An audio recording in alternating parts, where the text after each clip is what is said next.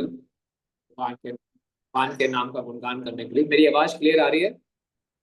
Yes प्रभु जी। Thank you so much. और एक कृपा है परम पूज्य लोकनाथ साईं महाराज जी की कि वो इतना सुंदर प्रचार कर रहे हैं और जूम का इतना अच्छा लाभ उठा रहे हैं सबके, हम सबके हृदय को शुद्ध करने के। तो बहुत बहुत धन्यवाद आप सभी भक्तों का, बहुत भारी संख्या में यहाँ उपस्थित है।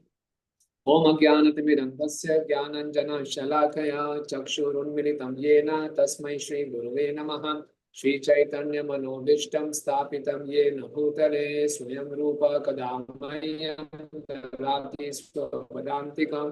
वन्देऽहं श्रीगुरो श्रीयुतपदकमलं श्रीगुरुन् वैष्णवांश्च श्रीरूपं साग्रजातं सहगण रघुनाथान्वितं तं सजीवम् साधुवैतं सावधूतं परिजन सहितं कृष्ण चैतन्य देवं श्री राधा कृष्ण पादां सहगण ललिता श्री विशाखान्वितांश्च। हे कृष्णा करुणा सिंधु दीन बंधु जगतपते गोपेश गोपिका कांत राधा कांत नमस्तुते।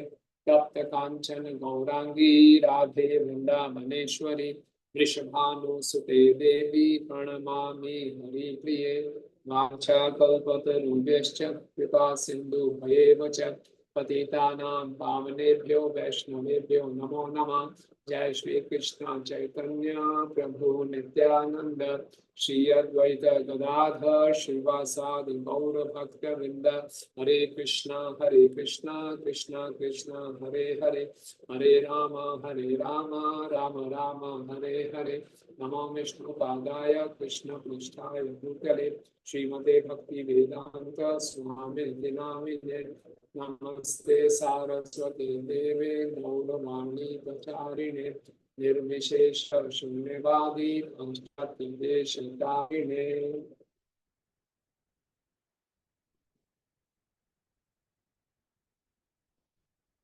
हरे कृष्णा। तो बहुत ये सुंदर अवसर है हम सबके लिए कि जन्माष्टमी के आने से पहले हम अपनी चेतना को कृष्णमय बनाएं।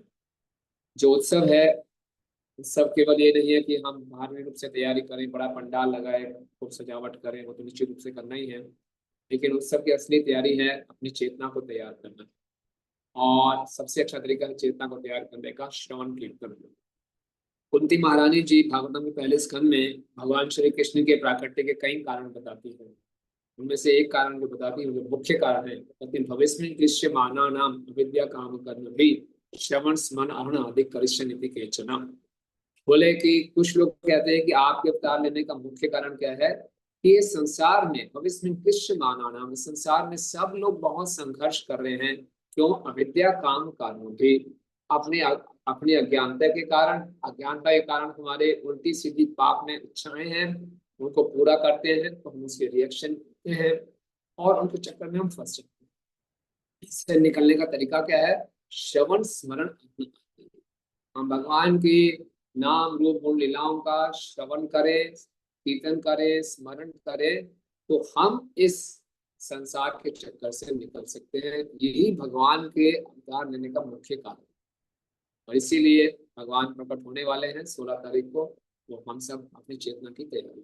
तो बहुत बहुत धन्यवाद, मुझे आपने सुंदर अवसर दिया। और हरि नाम हम सबके जीवन में बहुत महत्वपूर्ण, हम जानते हैं। जब भगवान श्री कृष्ण प्रकट हुए तो हम जानते हैं कि वसुदेव उनको गोकुल में ले गए, नंद महाराज जी के यहाँ पे, और वहां पे रहे। बाद में क्योंकि वसुदेव क्षत्रिय हैं, तो क्षत्रियों में ये रीत होती है, संस्कार होता है कि 100 दिन के अंदर नवजात शिशु का नामकरण संस्कार हो जाना चाहिए। तो वसुदेव ने अपने यदुवंश के जो पुरोहित हैं गर्ग मुनि जी को भेजा नंद महाराज के यहाँ पे कि हमारे उनके बच्चों का संस्कार कीजिए। तो गर्ग मुनि वहां जाते हैं, भागवतम के दशम स्कंद के 8वें अध्याय में इसका वर्णन आता है। गर्ग मुनि वहां पे जाते हैं और नंद महाराज उनका बहुत स्वागत करते हैं। फिर नंद महाराज कहते हैं आप बहुत बड़े ज्योतिष हैं, बहुत बड़े भक्त हैं, बहुत बड़े ब्राह्मण हैं, मेरा सौभाग्य होगा हमारे बालकों का आप नामकरण कर दीजिए। तो गर्ग मुनि बोलते हैं मैं तो यदुवंशों का पुरोहित हूँ और मैं नामकरण संस्कार करूंगा तो कंस को संशय हो जाएगा कि वसुदेव और देवकी का पुत्र यहाँ छिपा हुआ है। तो नंद महाराज ने बोला कोई बात नहीं, हम बड़े छिपे हुए तरीके से करेंगे, गौशाला में करेंगे। उनको गौशाला में ले जाते हैं वहां बलराम जी का पहले नामकरण संस्कार करते हैं, बलराम जी को नाम देते हैं और फिर कृष्ण का संस्कार करते हैं। और वो बोलते हैं कि यही बालक पिछले युगों में श्वेत, रक्त और पीत वर्ण में प्रकट हुआ था, इसमें इस युग में ये श्याम वर्ण में प्रकट हुआ है, इसलिए ये कृष्ण है। तो इसके तात्पर्य में शिला प्रभुपाद जी कृष्ण शब्द का अर्थ बताते हैं। तो मैं स्क्रीन शेयर करता हूँ 1 मिनट के लिए।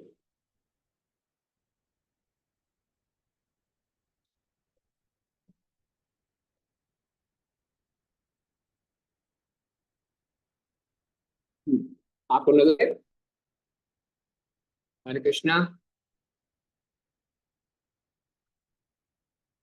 माधव चरण प्रभु नजर आ रहा है?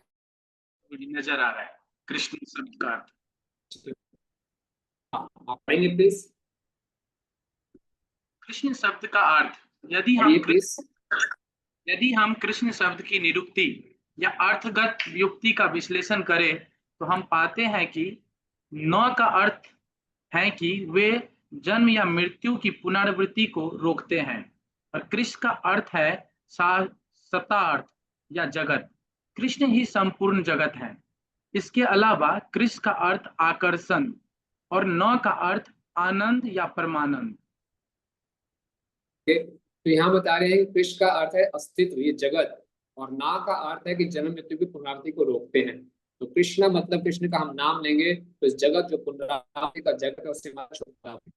दूसरा अर्थ है कृष्ण का अर्थ है आकर्षण, ना मतलब आनंद देना, कि कृष्ण हर तरफ आकर्षित करते हैं और अपना आनंद प्रदान करते हैं। ओके, ये भी यहीं पे आएगा। ठीक, अब हम देखते हैं कि इस कृष्ण शब्द में इतनी शक्ति है, और हरिनाम और हरि हम जानते हैं दोनों में कोई अंतर नहीं है, लेकिन अंतर है। क्या अंतर है? कि हरि का नाम हरि से ज्यादा शक्तिशाली है। इस संसार में कोई व्यक्ति होता है, व्यक्ति अपने नाम से ज्यादा शक्तिशाली होता है, वो व्यक्ति साक्षात व्यक्ति है। मैं किसी को अपना सिग्नेचर करके भेज दूं वो उसमें कुछ शक्ति रहेगी, लेकिन मैं खुद जाके बात करूंगा उसकी एक अलग बात होगी।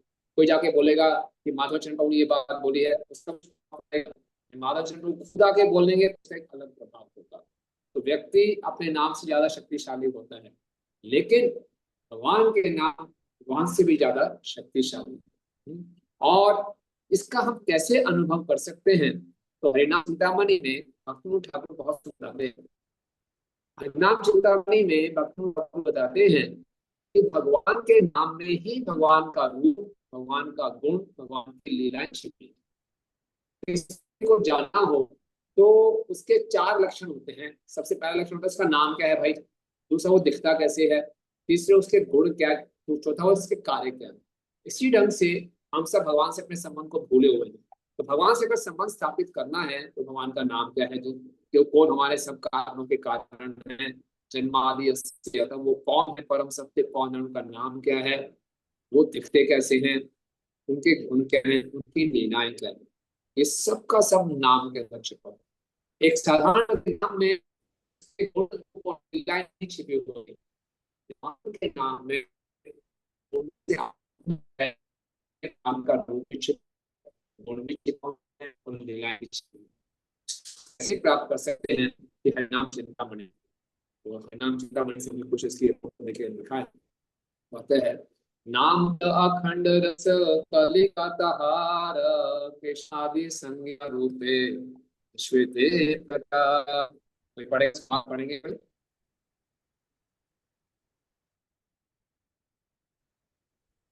इस भौतिक जगत में वर्तमान काल में विख्यात कृष्ण का नाम तथा भगवान के अन्य पवित्र नाम सभी अखंड रस है। रस रूपी फूल का कलिका है। भगवान के रूप फूल अमृत रस। फूल की कली का जो भगवान का नाम है, एक बड, एक कली के समान। आगे क्या करते हैं? स्वल्प सुफुट कलिका ते से रूप मनोहर, श्री गोलोके वृंदावने श्री श्याम सुंदर। अगला पढ़िए प्लीज। जब पवित्र भगवान नाम रूपी पुष्प खिलना प्रारंभ करता है तब गोलोक वृंदावन के जगत में भगवान कृष्ण का श्यामल तथा सुंदर रूप प्रकट हो जाता है। ठीक है ना? हम नाम ले रहे हैं तो नाम एक कली के समान है। बहुत ध्यान पूर्वक और अपराधों से बचते हुए नाम लेंगे तो ये कली खिलना शुरू होगी। जब कली खिली, तो उसमें श्याम सुंदर रूप प्रकट। फिर सौरभित कालिका से चतुष्षष्टि गुण प्रकाशिता मारे तत्व जाने न निपुण। आगे please। जब पुष्प और जब पुष्प और अधिक खुलता है खिलता है, अत्यंत सुगंधित हो जाता है, तब भगवान कृष्ण के 64 दिव्य गुण खुलकर निश्चल भाव से प्रकट हो जाते हैं। विद्वान एवं निपुण दक्ष व्यक्ति भगवान के पवित्र नाम में उनके गुणों को प्रकट होते देख सकते हैं। हाँ, तो थोड़ा फूल और खुलेगा, उसकी सुगंध फैलेगी, तो हम भगवान के 64 गुणों को भी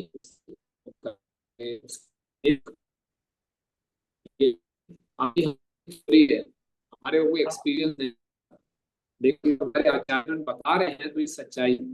आगे देखिए, ओम नाम तुम सुंदर अष्टकाल नित्य लीला प्रकृति पर। बढ़िया please। जब पवित्र भगवान नाम रूपी पुष्प पूर्णतः खिल जाता है, तब भगवान कृष्ण प्रकृति से परे की नित्य लीलाएं प्रकट हो जाती है। हाँ, जीवे नाम कृपादये हमें तेरे सारे रूप स्वरूपिणी। जब पवित्र भगवान नाम बद्ध आत्मा पर कृपा करता है, तब मूर्तिमान भक्ति जीव के सामने प्रकट हो जाती है।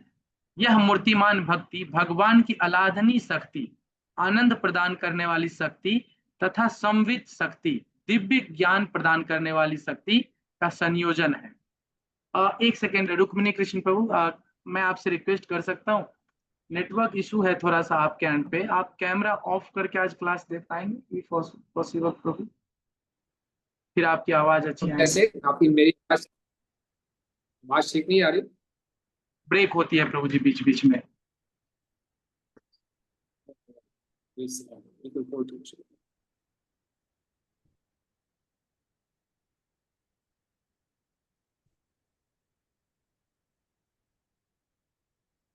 हरे कृष्णा।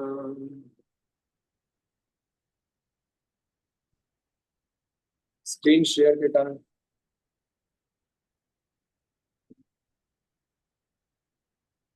ठीक है, ओके, आप सब कैमरा ऑन रखिए, मैं कैमरा ऑफ हूँ।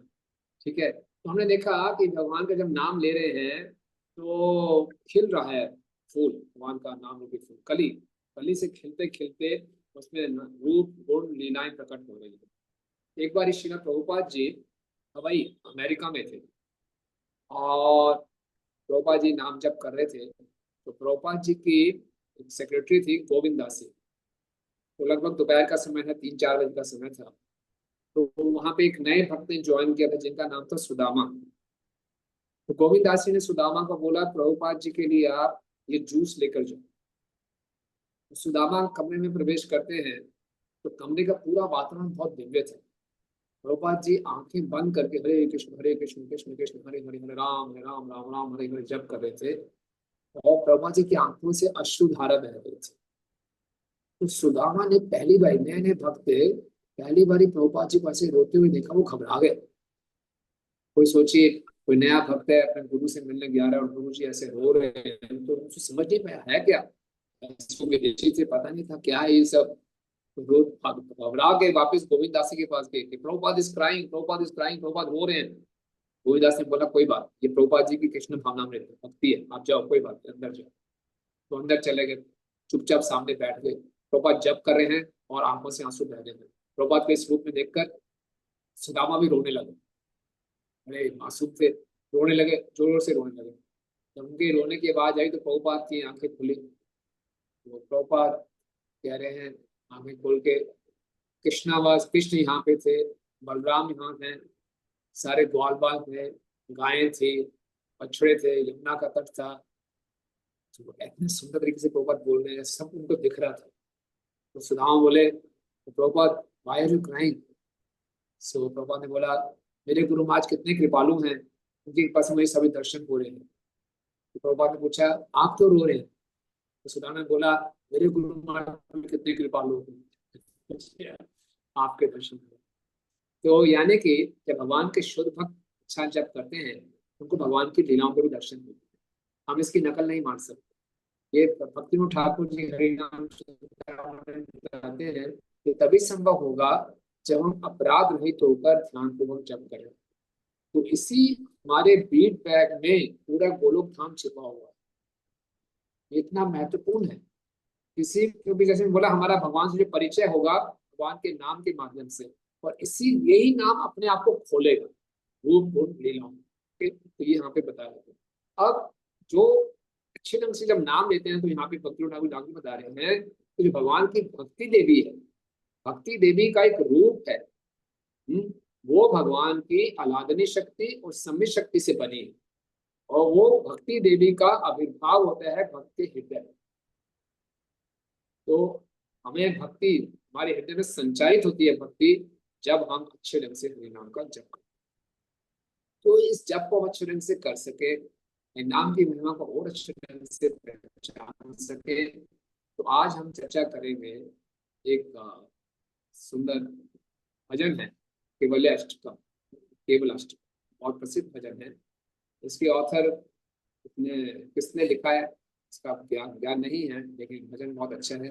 बहुत से भक्तों ने उसको गाया है, इसके टीकाएं भी दी हैं। तो इसके माध्यम से आज हम जानना चाहेंगे हरिनाम की क्या महिमा है, हमारे जीवन में कितना महत्वपूर्ण है। अभी तक हमने चर्चा की कि भगवान के नाम में ही भगवान के रूप गुण लीलाएं छिपी हुई हैं, और वो अपने आप को धीरे धीरे स्फुरित करेंगी। और कृष्ण शब्द का क्या अर्थ है, ये हमने चर्चा की। ठीक है, तो मैं ऐसे करूंगा, एक एक श्लोक को बोलूंगा, इसका फिर अनुवाद पढ़ेंगे, और फिर हम उस पर कुछ चर्चा करेंगे। ठीक है।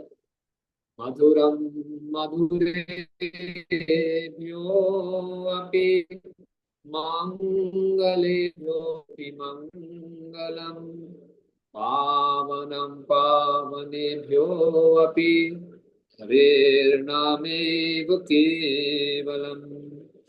मधुरं मधुरं योऽपि मंगलेभ्योऽपि मंगलम्, पावनं पावनेभ्योऽपि हरेर्नामेव केवलम्।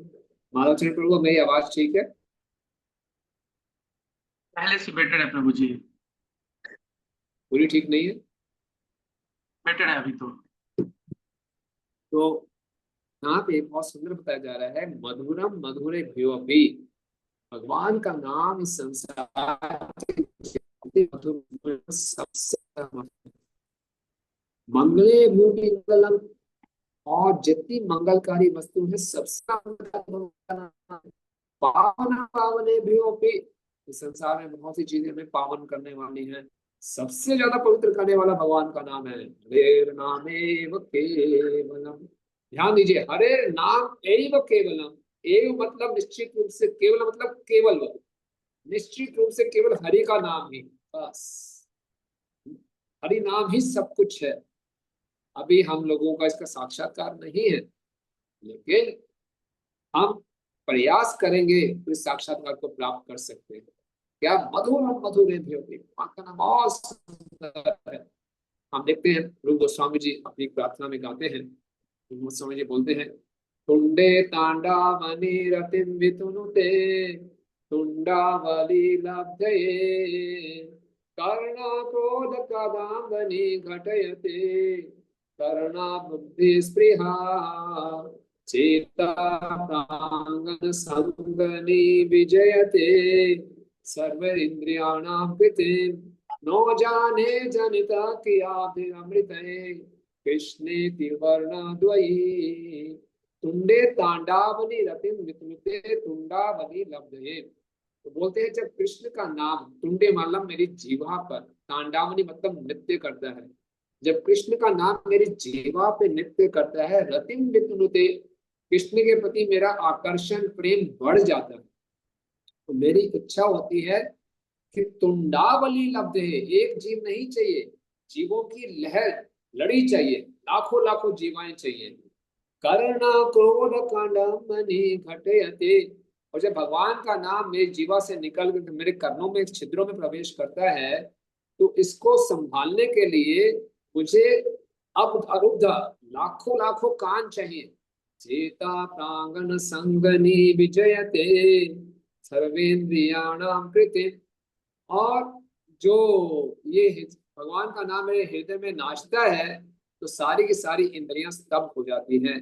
नो जाने जनिता किया दिन अमृत कृष्ण वर्ण द्वैत। मैं नहीं जानता कि इस कृष्ण नाम में दो शब्दों में कितना अमृत भरा पड़ा है। कृष्णा, दो शब्दों में इतना अमृत भरा पड़ा है कि मैं चाहता हूं कि लाखों लाखों जीवाएं बन जाए, लाखों लाखों कान बन जाए।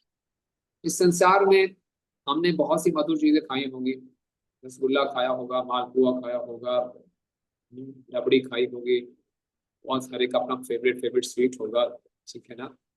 तो कितना भी खा लें, किसी का भी हमने कल्पना की है ये इतना अच्छा लगता है रसगुल्ला, मेरी लाखों जीव हो जाए, इतना खाऊं इतना खाऊं, एक मुख कम लग रहा है, मेरे पास लाखों मुख हो जाए, एक साथ लाख रसगुल्ले खा लूंगा। नहीं, हमने ऐसा कभी सोचा भी नहीं होगा कि मुझे ऐसा लगता है। और इस संसार की जो मधुर चीजें हैं वो कुछ समय तक मधुर लगती हैं। और यहाँ पे क्या गया, मधुरे मधुरे भी मंगलोपि मंगलम, कि मधुर है भगवान का नाम और मंगलकारी भी है। लेकिन इस संसार की जो मधुर चीजें होती हैं, हो सकते मंगलकारी ना हो। आपने बहुत ज्यादा स्वीट खा लिया तो डर रहेगा डायबिटीज हो जाएगी या पेट खराब हो जाएगा ना। मधुरा मधुरे भी बाद में अमंगलम होगा। नहीं, भगवान का नाम जितना लेंगे, जितना मधुर है, उतना ही मंगलकारी। इस संसार में कोई वस्तु हमें अच्छी लगती है तो होता है वो हमारे लिए भले के लिए नहीं होती, या जो हमारे लिए भले के लिए होती है वो स्वाद में अच्छी नहीं होती। लेकिन भगवान का नाम लेने में भी मधुर है और हमारे लिए मंगलकारी भी। मंगलकारी केवल हमारे लिए भी नहीं है, सबके लिए मंगलकारी है। जब हम भक्ति करते हैं, भक्ति का एक लक्षण है शुद्धता। तो रूप गोस्वामी जी भक्ति के सामने सिंधु में बताते हैं, आप किसको बोलेंगे कि ये वस्तु शुभ है, उसके चार लक्षण होते हैं। क्या चार लक्षण बताए गए? पहला लक्षण बताया जाता है शुद्धता का, कि ये सबके लिए लाभकारी है। जब भगवान का नाम लेते हैं, जोर से नाम ले लेते हैं, तो सारे जीवों के लिए लाभकारी है। निम्न कोटि के जीव, पेड़ पौधों, सबके लिए लाभकारी है। दूसरा, ये सबके लिए लाभ कह रहा है, सबके लिए लाभकारी है। दूसरा, ये सबको आकर्षित करता है। हम देखते हैं जब भक्त लोग हरि नाम लेते हुए कीर्तन करते हैं, हर कोई आकर्षित होता है, क्योंकि इस संसार में हर कोई आनंद को ढूंढता है। जब हम हरि नाम लेते हुए नृत्य करते हैं, सब लोग इतने चेहरे पे इतना आनंद होता है, हर कोई आकर्षित होता है। तो पहला लक्षण है कि सबके लिए भले के, सबका भला करता है। दूसरा, सबको आकर्षित करता है। तीसरा, इससे हमारे अंदर सद्गुण विकसित होते हैं। उसी चीज को शुभ बोलेंगे, मंगलकारी बोलेंगे, जिससे हमारे अंदर सद्गुण विकसित। ऐसी बहुत सी चीजें जो करने में अच्छी लगती हैं लेकिन हमारे अंदर दुर्गुण उत्पन्न कर देती हैं। बहुत से लोग मदिरा पान करते हैं, नशा करते हैं, तो शुरू में अच्छा लग रहा है लेकिन बाद में दुर्गुण उत्पन्न करते हैं, हमारी चेतना को दूषित करते हैं। लेकिन हरिनाम हमारे अंदर सद्गुण विकसित करते हैं, इसलिए मंगलकारी है। और चौथा कारण इसको बताया जाता है ये मंगलकारी है, क्योंकि ये उत्तम आनंद हमें प्रदान करता है।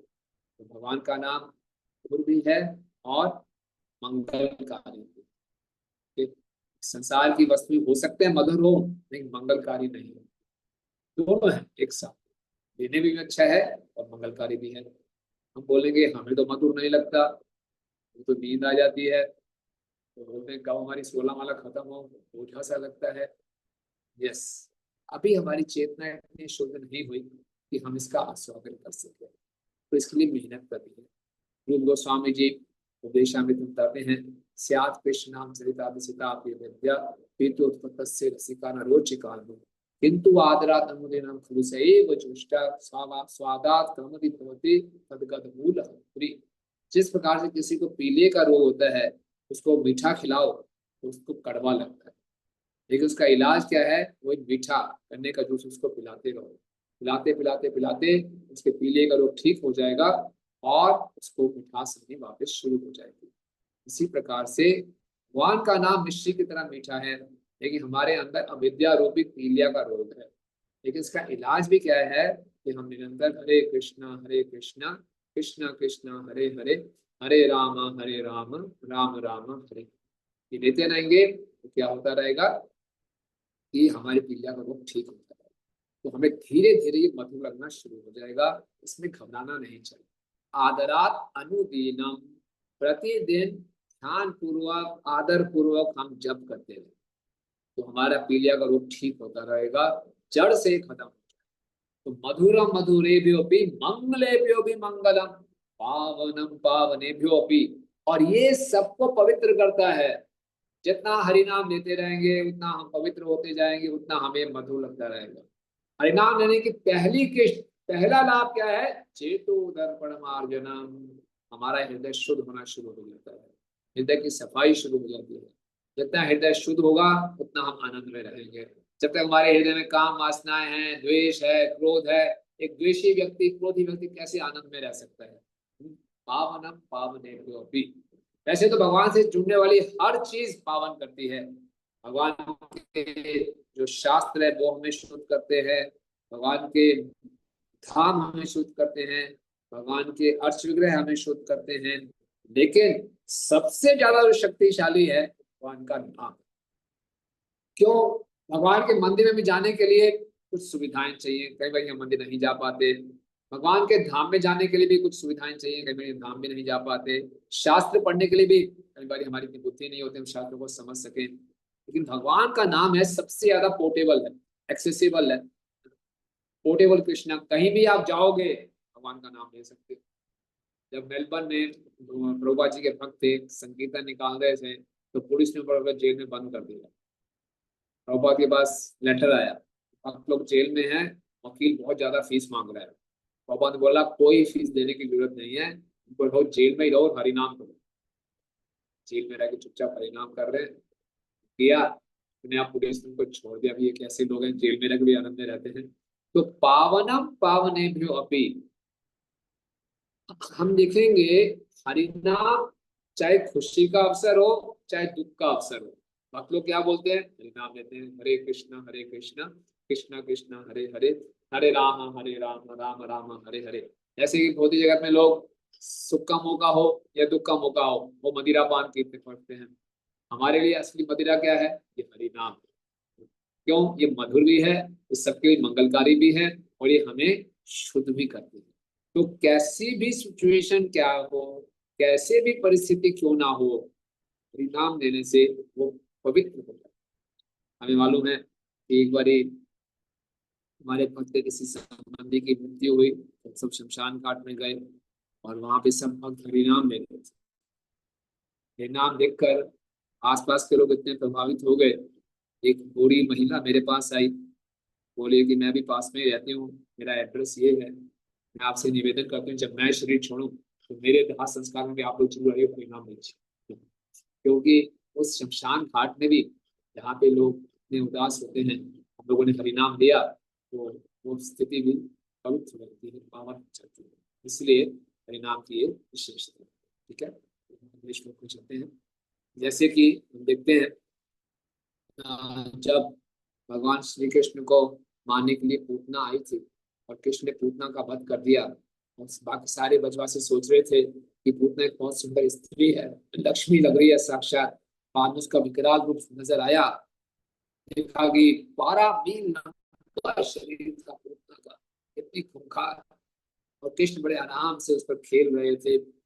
सब भक्तों ने, ब्रजवासियों ने कृष्ण को पूतना के सिर से उठाया, यशोदा मैया के पास ले गए और उन्होंने क्या किया, कृष्ण के शरीर पर गोबर से तिलक लगाए, भगवान के नामों का उच्चारण। वहां प्रभुपाद जी लिखते हैं कि भगवान के नाम सबको सुरक्षा प्रदान करते हैं, सबको पवित्र।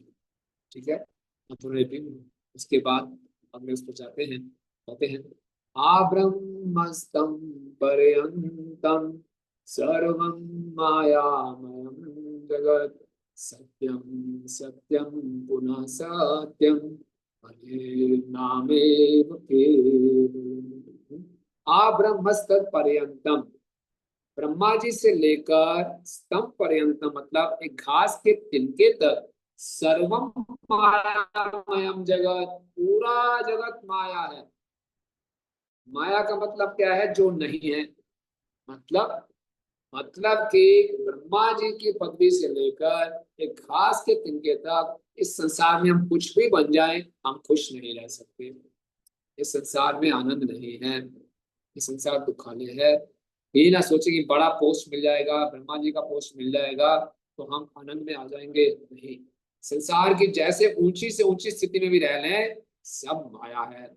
माया का मतलब ये नहीं कि संसार झूठा है, संसार सही है, लेकिन मैं इस संसार का हूं ये समझना मान। चाहे हम बहुत ऊंची पदवी में हो या घास के तिनके के समान हो, सब माया। ओके। सत्य क्या है? सत्यम, सत्यम पुनः सत्यम, नामेव केवलम। पहले श्लोक में हमने चर्चा की कि भगवान का नाम बहुत मधुर है, बहुत पावनकारी है, बहुत मंगलकारी है, लेकिन हरि नाम एव केवलम उसका अनुभव नहीं कर पाते। क्यों नहीं अनुभव कर पाते? क्योंकि सबका अनुभव है। चाहे हम इस संसार में किसी भी आश्रम में हो, ब्रह्मचारी हो, वानप्रस्थ हो, संन्यास हो, गृहस्थ हो, इस संसार में इतने उतार चढ़ाव हैं, इतने द्वंद्व हैं। कभी हमें सम्मान मिलता है, कभी हमें तिरस्कार करते हैं, कभी बिजनेस में लॉस हो जाता है, कभी प्रॉफिट होता है। तो इतने द्वंद्व हैं, इतने सुख दुख हैं, इसी के बीच में हम मार धार खाते रहते हैं, उतार चढ़ाव में हम हरि नाम पे ध्यान नहीं दे पाते। हम इन संसार के उतार चढ़ावों से इतने ज्यादा विचलित हो जाते हैं कि हम हरिनाम की मधुरता, उसके मंगलता को अनुभव नहीं कर पाते। आप में से कितने भक्तों को ऐसा लगता है कि हाँ, इस संसार के उतार चढ़ाव से हमारी भक्ति पे प्रभाव पड़ता है? हाथ खड़ा कर सकते हैं। कितने भक्तों को ऐसा अनुभव है कि बहुत ज्यादा जब सुख दुख आता है, हमारी भक्ति पे प्रभाव पड़ता है?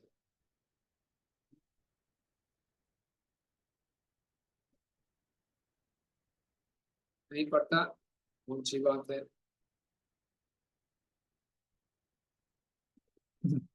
यस, काफी लोग पढ़ती है। यस। और जो हम जब भी करते हैं तो वही बातें चल रही होती हैं। किसी ने हमारे से थोड़ा सा प्रेम से हरे कृष्णा नहीं बोला तो जब भी वही चल रहा होता है, हरे कृष्णा बाहर से चल रहा है, अंदर ही चल रहा है। उसने ऐसा दुर्व्यवहार क्यों किया? बहुत गलत बात है, समझा दूंगा उसको, मैं सिखा दूंगा, प्रजा सिखा दूंगा, ये चल रहा है। तो इस संसार के बहुत प्रभावित हो जाते हैं। लेकिन यहाँ बताया कि हरि नाम एव केवलम, यही सत्य है। बाकी संसार के उतार चढ़ाव लगे रहे, इससे हमें घबराना नहीं है। जब हमारे को बहुत बड़ा दुख चल रहा हो तो हमें अपने आप को समझाना चाहिए ये टेम्परेरी है, ये निकल जाए। जैसे हमने कहीं जाना है, ट्रेन पे इमरजेंसी है, हमारे पास रिजर्वेशन नहीं है और हम लोकल डब्बे में घुस गए, अनरिजर्व जनरल कंपार्टमेंट में, और खचा खच वो भरा पड़ा है।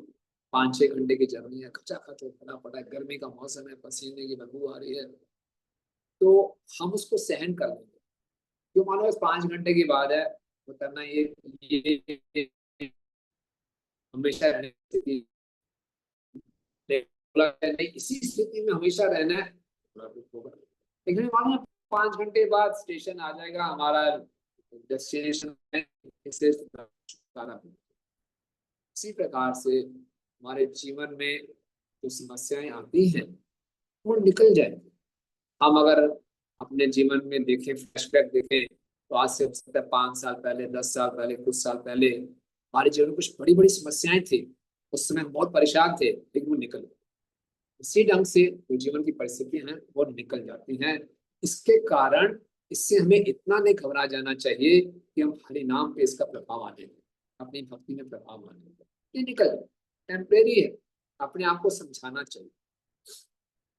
देखिए, सत्य क्या है कि मैं जीवात्मा हूँ, इस संसार का नहीं हूँ, मैं कृष्ण का दास हूँ। इसको बार बार याद दिलाना है।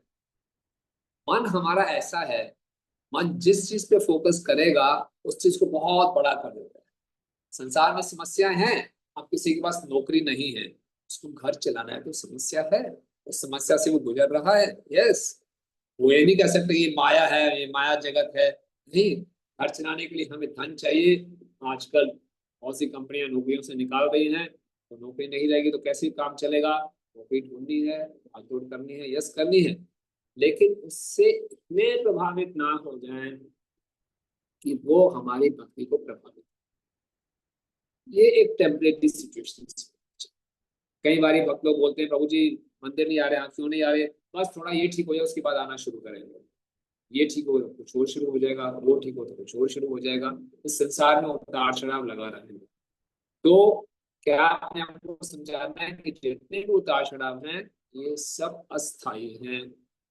देखिए, इस संसार में हम एक सड़क पे जा रहे हैं, तो सड़क में हमने एक स्टोरी की बिल्डिंग देखी और एक 50 स्टोरी की बिल्डिंग देखी, तो उन्हें बहुत अंतर लगेगा। ये तो खाली एक मंजिल की बिल्डिंग है, ये 50 मंजिल की बिल्डिंग है, बहुत अंतर है। लेकिन अब आप हवाई जहाज से जा रहे हैं, हवाई जहाज से जा रहे हैं, तो चाहे वो एक मंजिल की बिल्डिंग हो या 50 मंजिल की बिल्डिंग हो, कोई अंतर नजर आएगा? क्या कहना है आपको, अंतर नजर आएगा? कोई अंतर नजर नहीं आएगा। ऊपर से दोनों छोटे छोटे दिखेंगे भी नहीं, कोई फर्क नहीं पड़ेगा। इसी प्रकार से जब हम अपनी चेतना को उन्नत कर लेते हैं, वास्तविकता में ले आते हैं, तो इस संसार के उतार चढ़ाव से, द्वंद से हम प्रभावित नहीं होते एक समय। लेकिन जब हमारी चेतना इन्हीं इन्हीं में घुसी रहती है, तो हमारे जीवन का लक्ष्य भी यही बन जाता है कि मुझे एक मंजिल की बिल्डिंग से दो मंजिल की बिल्डिंग में जाना है, दो मंजिल से तीन मंजिल की बिल्डिंग में जाना है। यही जीवन का लक्ष्य बन जाता है। यही जब जीवन का लक्ष्य बन जाता है, तो हरिनाम सेकेंडरी हो जाता है। हरिनाम हमारा मुख्य, हमने कहा है, हरे नाम एव केवलम। हमें चर्चा क्यों कर रहे हैं जन्माष्टमी के अवसर पे? कि हम लोग बहुत सौभाग्यशाली हैं, हमें भक्ति करने का अवसर मिल रहा है, और भक्ति का मुख्य अंग है हरिनाम। तो अपने जीवन को इस ढंग से ढालें कि जीवन के प्रत्येक पहलू में हरे नाम एव केवलम, हम भगवान का विस्मरण ना होने दें, हमेशा भगवान का स्मरण बना लें। ये बहुत आवश्यक है। तो इसीलिए उतार चढ़ाव आएंगे, उन उतार चढ़ावों के बीच में हमेशा जो हमें प्रैक्टिकली ग्राउंड लेवल पे करना है वो करते रहे, लेकिन मुख्यतः हरे नाम है केवल। देखिए, हम देखते हैं श्रीवास ठाकुर के आंगन में महाप्रभु प्रति रात को कीर्तन किया करते थे। और एक बार क्या हुआ, कीर्तन का चल रहा था रात को, अचानक श्रीवास ठाकुर के पुत्र की मृत्यु हो गई। और श्रीवास ठाकुर अपनी पत्नी के पास गए, घर में महिलाएं मिलाप कर रही थी। श्रीवास ठाकुर ने उनको समझाया, दुख की बात है, लेकिन जोर जोर से रोइए मत। चैतन्य महाप्रभु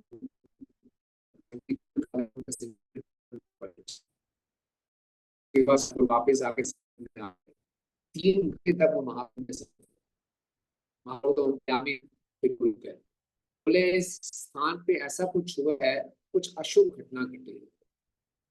तो सब बाकी सब पार्षदों को मालूम था, उसी ने बता दिया महाप्रभु को कि ऐसा ऐसा हुआ है। तो महाप्रभु की आंखों में आंसू आ गए। महाप्रभु श्रीवास ठाकुर से बोला, इतनी बड़ी अशुभ घटना हुई और आपने मुझे बताया नहीं। श्रीवास ठाकुर ने बहुत सुंदर बात बोली। श्रीवास ठाकुर ने बोला, महाप्रभु जहाँ हरिनाम संकीर्तन चल रहा हो वहां अशुभ कैसे हो सकता? महाप्रभु कह गए, बहुत द्रवित हो गए। महाप्रभु बोला, ले जाओ मुझे उस स्थान पे। वो स्थान पे गई जहाँ छोटे बेटे का शव पड़ा था, सब महिलाएं विलाप कर रही थी। महाप्रभु ने उसको छुआ तो बोला कि हे पुत्र, इतनी जल्दी क्यों चले गए?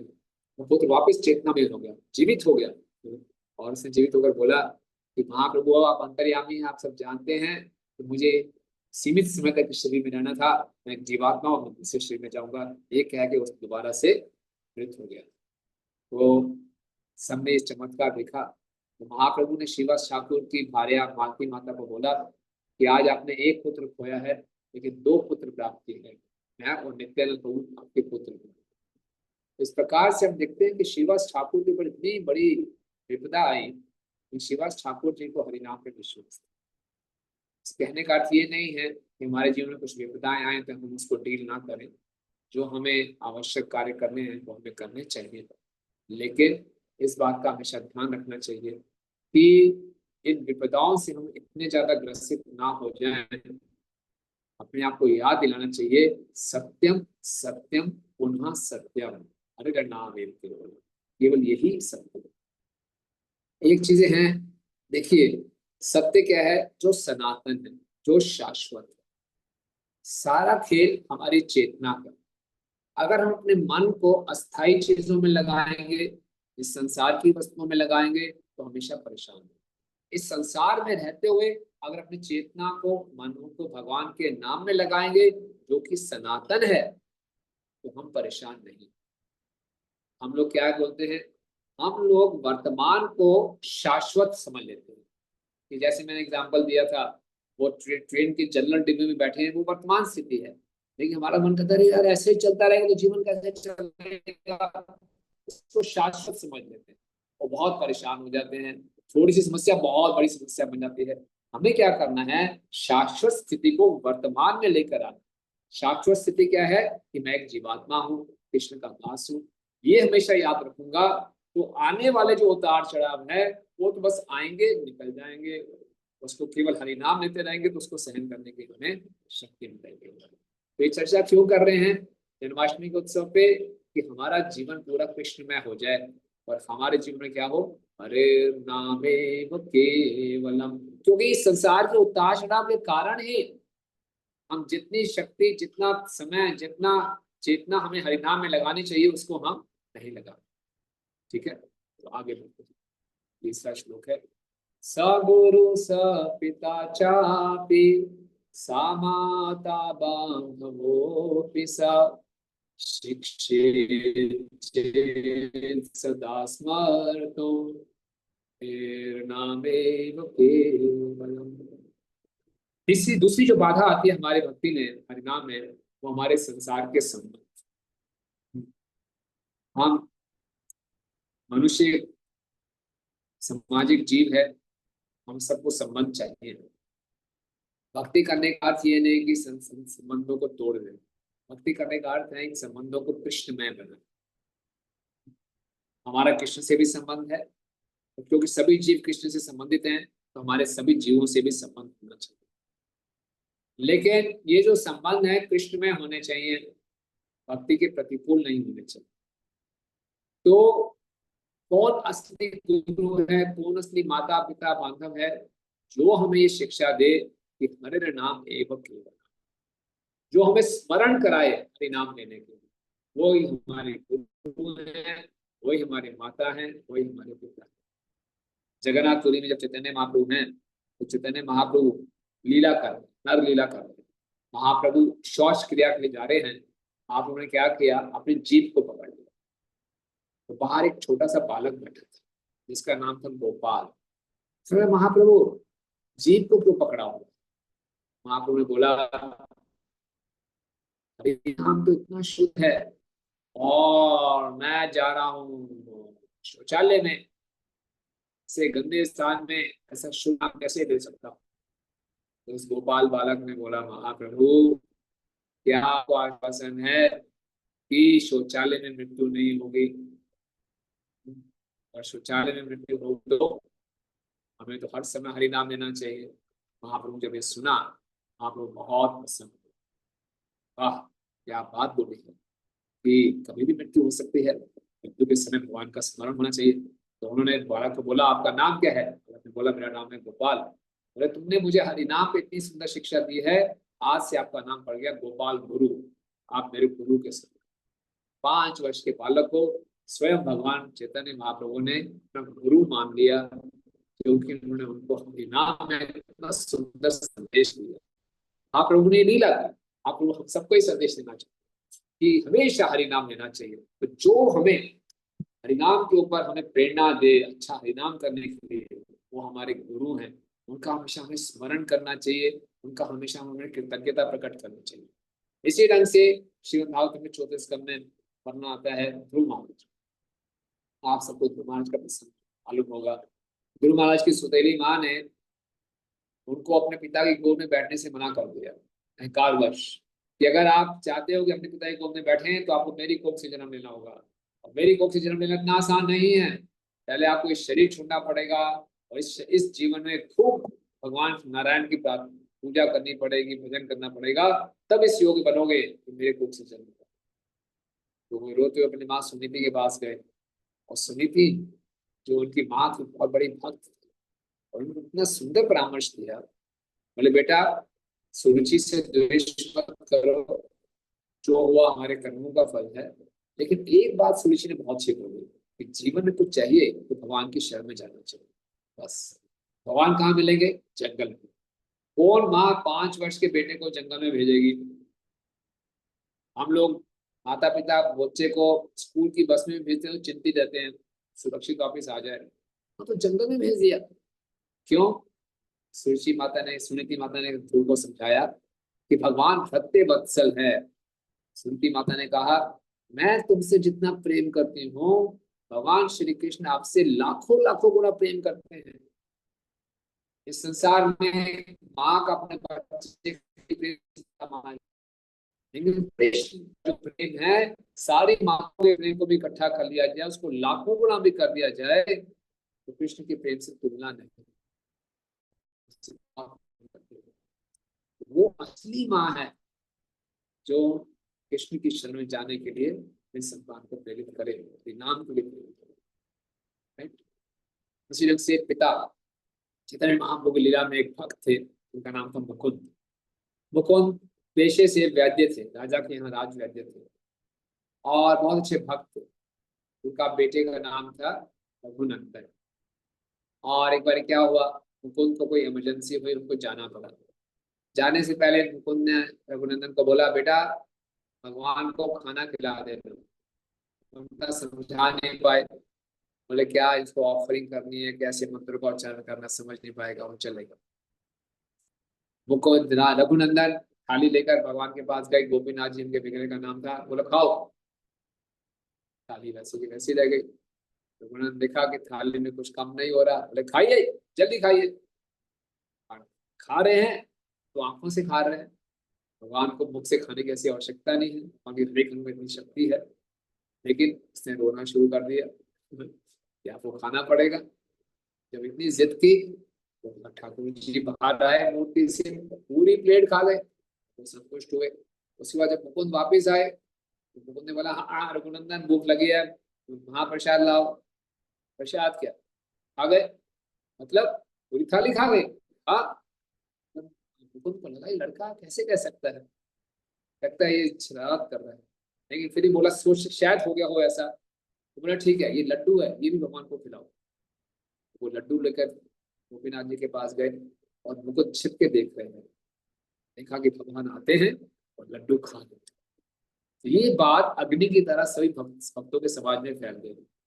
बाद में मुकुंद जगन्नाथपुरी गए, अपने बेटे को लेकर रघुनंदन को चैतन्य महाप्रभु से मिले। महाप्रभु को ये समाचार मालूम था, तो महाप्रभु ने मुकुंद से पूछा, आप दोनों से मुझे ये बताइए, पिता कौन है और बेटा कौन? और मुकुंद ने बिना हिचक के बोला, रघुनंदन मेरा पिता है, मैं इसका बेटा हूँ। क्यों? ये भक्ति मुझसे आगे है, इसने साक्षात भगवान से प्रेम करके दिखाया। तो इसीलिए जो हमें हरिनाम के प्रति प्रेरित करे, वही हमारे असली मित्र हैं, वही असली पिता है, वही माता है, वही हमारे गुरु हैं, तो इसकी शिक्षा दे। और हमें भी अपने जीवन में जो भी हमें मिले और उसके हम वास्तव में उसके वेल विशर हैं, उसके बंधु हैं, उसके मित्र हैं, तो हमको प्रेरित करना चाहिए कि परिणाम में हम लोग कईयों को सलाह परामर्श देते हैं, कईयों को मेंटरशिप करते हैं।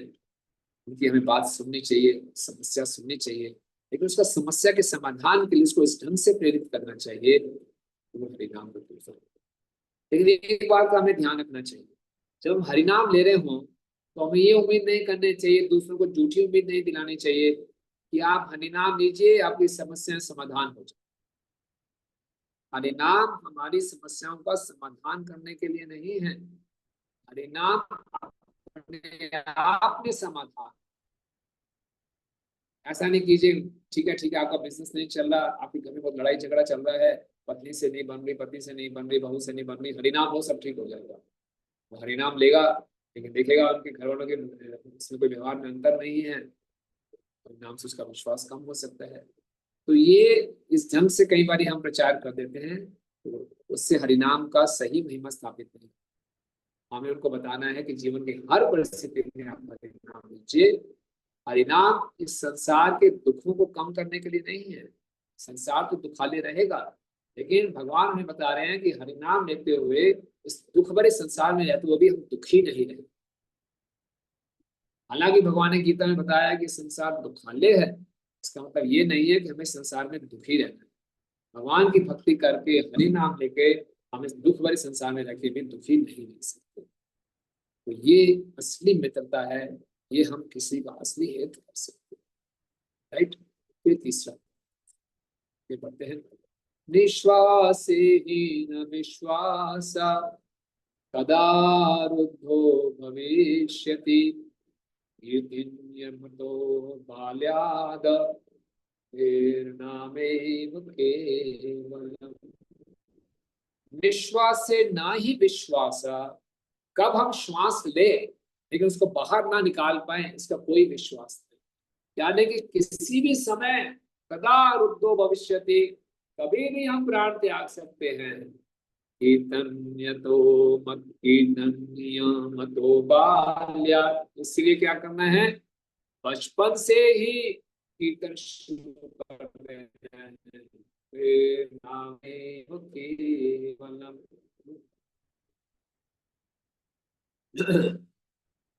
ये बहुत आवश्यक है कि ये हमें बता रहा है कि पहले श्लोक में हमने हरिनाम की महिमा पढ़ी, कितना मधुर है, कितना पावनकारी है, कितना मंगल। दूसरे श्लोक में हमने पढ़ा कि हम इसका पूरा मधुरता का आस्वादन क्यों नहीं कर पाते, क्योंकि संसार के द्वंद्वों से हम प्रभावित हो जाते हैं। तो बताया जा रहा है कि सारा का सारा माया जगत है, सत्यम सत्यम पुनः सत्यम, हरिनाम। तीसरे श्लोक में बताया जा रहा है कि संसार के संबंधों में, तथाकथित संबंधों में हम फंस जाते हैं, असली संबंध को भूल जाते हैं, वो भी हरे राम ने। इस श्लोक में बताया जा रहा है कि हम इस संसार में जो कि नश्वर है इसको शाश्वत मान जाते हैं, इसी संसार में सेटल होने का प्रयास करते रहते हैं। तो बताया जा रहा है कभी भी सांस रुक सकते, सांस अंदर ले, हो सकता है अगले क्षण हम सांस बाहर ना निकाल पाए। तो क्या करना चाहिए कि बाल्याद कीर्तनीय मतो बाल्याद प्रेरणा, बचपन से ही हरिनाम का अर्थ है कि कभी भी हम समय को व्यर्थ ना करें, कभी भी। और हमेशा याद रखें मृत्यु। श्रील प्रभुपाद कृष्ण बुक के इंट्रोडक्शन में लिखते हैं कि बुद्धिमान मनुष्य दो चीजों को हमेशा याद रखता है। कोई बताएगा? किसी को ध्यान है? बुद्धिमान मनुष्य याद रखना चाहेगा? बताएंगे। मैं ये बोल जा रहा हूँ, अगली रात याद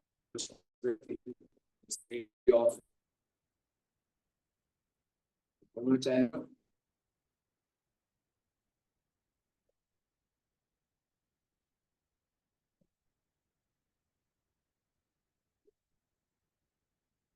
कुछ स्पीक चाहिए। इन दो वस्तुओं का प्रभुपाद ने बोला है कृष्णा बुक के प्रोडक्शन में कि हमें ध्यान रखना चाहिए, याद रखना चाहिए हमेशा इन दो चीजों। कोई गेस कर सकता है?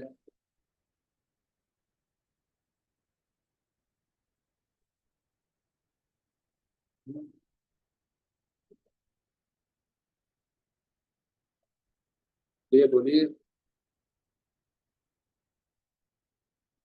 तो बोलिए।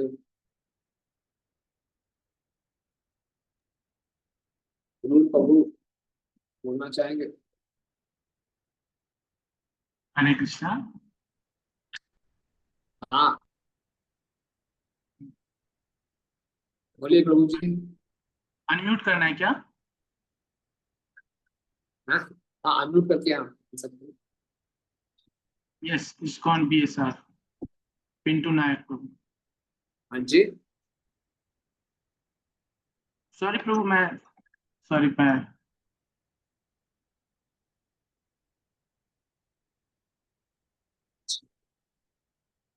तो दो वस्तुएं जिनको बुद्धिमान व्यक्ति को हमेशा याद रखना चाहिए, वो है कृष्ण, दूसरा है मृत्यु। इसको हमेशा याद, क्योंकि इनको याद रखेंगे तो हमारे जीवन में एक सेंस ऑफ अर्जेंसी बना, हमें लगेगा कि समय बहुत कम है। लेकिन क्योंकि हम लोग शाश्वत जीवात्मा हैं, फिर भी हमें अंदर से लगता है कि अभी तो मैं जवान हूँ। ये वास्तव में देखा जाए इस संसार में हर कोई वृद्ध है। इंग्लिश भाषा में बोला जाता है ना, 2 years old, 2 days old। Old का मतलब क्या है? प्रभुपाद कहते हैं ओल्ड का मतलब कि वो है जो मृत्यु के निकट है। तो सभी मृत्यु के निकट है, तो सभी ओल्ड। तो इसीलिए याद रखना चाहिए कि मृत्यु कभी भी आ सकती है। तो इसका मतलब ये नहीं है कि घबराए हुए रहें, डरे हुए रहें, परेशान रहें। एक भक्त ने किसी को बताया, रोज सुबह उठो, याद करो कि आज मेरा आखिरी दिन है। उसने सुन लिया लेक्चर में, लोग घबरा गया बहुत, बोले आज मेरा आखिरी दिन है तो फिर मैं ऑफिस में क्यों जाऊँ, मैं ये क्यों करूँ, वो क्यों करूँ। तो इसका मतलब ये नहीं है कि इस बात को याद करते करते हम घबरा जाएं, डिप्रेशन में चले जाएं, परेशान हो जाएं। नहीं, उसका मतलब ये भी नहीं है कि इस बात को याद रखें चलो जी कभी भी मृत्यु आ सकती है, जितना भोग करना है भोग कर लो। ये भी तमोगुणी व्यक्ति क्या करेगा? मृत्यु को याद करके घबरा जाएगा, डिप्रेशन में चला जाएगा, डर जाएगा। बहुत से लोग होते हैं जो इस बात से डरते हैं मुझे कोई बीमारी ना हो जाए, कुछ ये ना हो जाए, कुछ वो ना हो जाए। एक हमारे डॉक्टर में तो बता रहे थे, एक महिला थी, वो हमेशा हर साल डॉक्टर के पास जाती है, डॉक्टर देखो मुझे कैंसर तो नहीं है, कैंसर तो नहीं है, कैंसर तो नहीं है। 21 साल तक वो आती रही और मुझे कैंसर तो नहीं, देखो मुझे लगा मुझे कैंसर है। 21 साल के बाद उसको कैंसर हो गया। डॉक्टर बोल देखा मैं सच कह दी थी ना मुझे कैंसर है। तो अगर कोई बोल दे कि यार मृत्यु कभी भी आ सकती है, अभी मरा अभी मरा अभी मरा, ऐसे किएंगे तो कुछ कर भी नहीं पाएंगे, हम कुछ भी नहीं कर पाएंगे। तो इसका मतलब ये नहीं है, ये तमोगुण के लक्षण। रजोगुण के लक्षण क्या होंगे जिसको मालूम चलेगा रजोगुण व्यक्ति को कि मृत्यु कभी भी आ सकती है? बोले ठीक है, कभी भी आ सकती है, जितना भोग करना है कर लो, बाद में मौका नहीं मिलेगा। ये भी गलत है। सतगुणी व्यक्ति क्या है? वो जानेगा अच्छा मृत्यु कभी भी आ सकती है, ये जीवन नश्वर है और एक शाश्वत जीवन। मुझे क्या करना चाहिए? अपने समय का सदुपयोग करना चाहिए। मुझे अभी से अपनी चेतना को तैयार करना है। आप बुलाते हैं कि मृत्यु कभी भी आ सकती है, इसका मतलब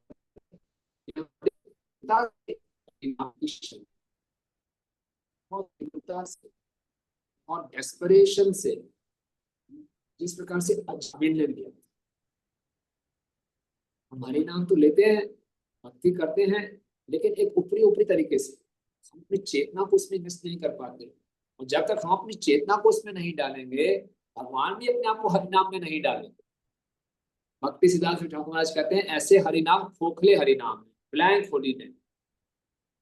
जैसे कैप्सूल है, कैप्सूल के अंदर मुख्य बात होती है उसके अंदर का केमिकल। कैप्सूल को खोल के उसे केमिकल निकाल दिया, फेंक दिया, जो कैप्सूल खाया जाए क्या हमारी बीमारी ठीक होगी? नहीं ठीक होगी।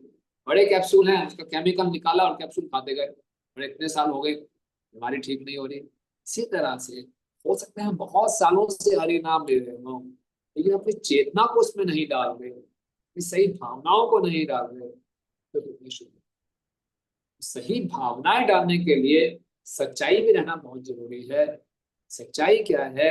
कि निश्वासे ही विश्वास है, सदा रुको, तभी ये सांस रुक सकती है। इसलिए कीर्तनीय मतो बाल्या, बचपन से ही, यानी कि अब हम बचपन से भक्ति नहीं शुरू कर पाए, जब से शुरू कर पाए तीव्र गति से, समय व्यर्थ ना गवाए। एट द सेम टाइम इसको लेकर हम तमोगुण में ना चले जाएं, डिप्रेशन में ना चले जाएं, अरे मृत्यु कभी भी आ सकती है, मृत्यु कभी भी आ सकती है, डरे नहीं। इसका मतलब ये है कि जितना हमारा जीवन है हम सही ढंग से भगवान की सेवा, और भगवान बहुत कृपालु हैं। भगवान देखते हैं कि जो भी भक्त जितना भी समय है इतनी सिंसियरली से, इतनी गंभीरता से मेरे नाम की शरण ले रहे हैं, हो सकता है कि मृत्यु के समय हमारी ऐसी स्थिति हो हम उनको याद ना कर पाए, लेकिन भगवान हमें याद रखें। मृत्यु के समय कोई हमारे साथ नहीं होगा, हमारे गुरुजन, हमें शिक्षा देंगे, हमें आशीर्वाद देंगे, हमारे लिए प्रार्थना करेंगे, लेकिन अंततः कृष्ण को स्मरण करने की जिम्मेवारी एक जीव की है। और जीव मृत्यु के समय इतनी असहाय अवस्था में होता है तो स्मरण नहीं कर पाता। लेकिन जिस जीव ने पूरे जीवन में जैसा स्मरण किया है, भगवान उसी मात्रा में उसको स्मरण याद करवाएं। समझे? हमारे में हिम्मत नहीं है कि हम अंतिम समय भगवान को याद कर पाएंगे, लेकिन हमारे जीवन भर की भक्ति को देखकर भगवान हमें स्मरण। इसलिए श्रील प्रभुपाद जी कहते हैं, साधन कैला भजन कैला मृत्यु जानले है। इसने कितनी अच्छी साधना की है, कितना अच्छा हरिनाम दिया है, सब मृत्यु के समय स्पष्ट हो जाए। हमारे पंजाबी बाग मंदिर में एक ब्रह्मचारी थे, पद रेणु प्रभु। उनका शरीर छोड़ा उन्होंने 13 जून को, इसी 13 जून, 40 साल की उम्र थी, इलेक्ट्रिकल इंजीनियर थे वो, और ब्रेन ट्यूमर था। तो 2019 में उनका पहला ऑपरेशन हुआ था ब्रेन ट्यूमर का। ऑपरेशन सक्सेसफुल हो गया था, लेकिन डॉक्टर ने बोला था दोबारा से ट्यूमर आ सकता है, चेकअप कराते रहे। तो दोबारा से फिर से ट्यूमर हो गया उनको, और इस बार ऑपरेशन किया। सेकेंड ऑपरेशन भी सक्सेसफुल हो गया, लेकिन बाद में कुछ कॉम्प्लिकेशन आ, वो आईसीयू में थे।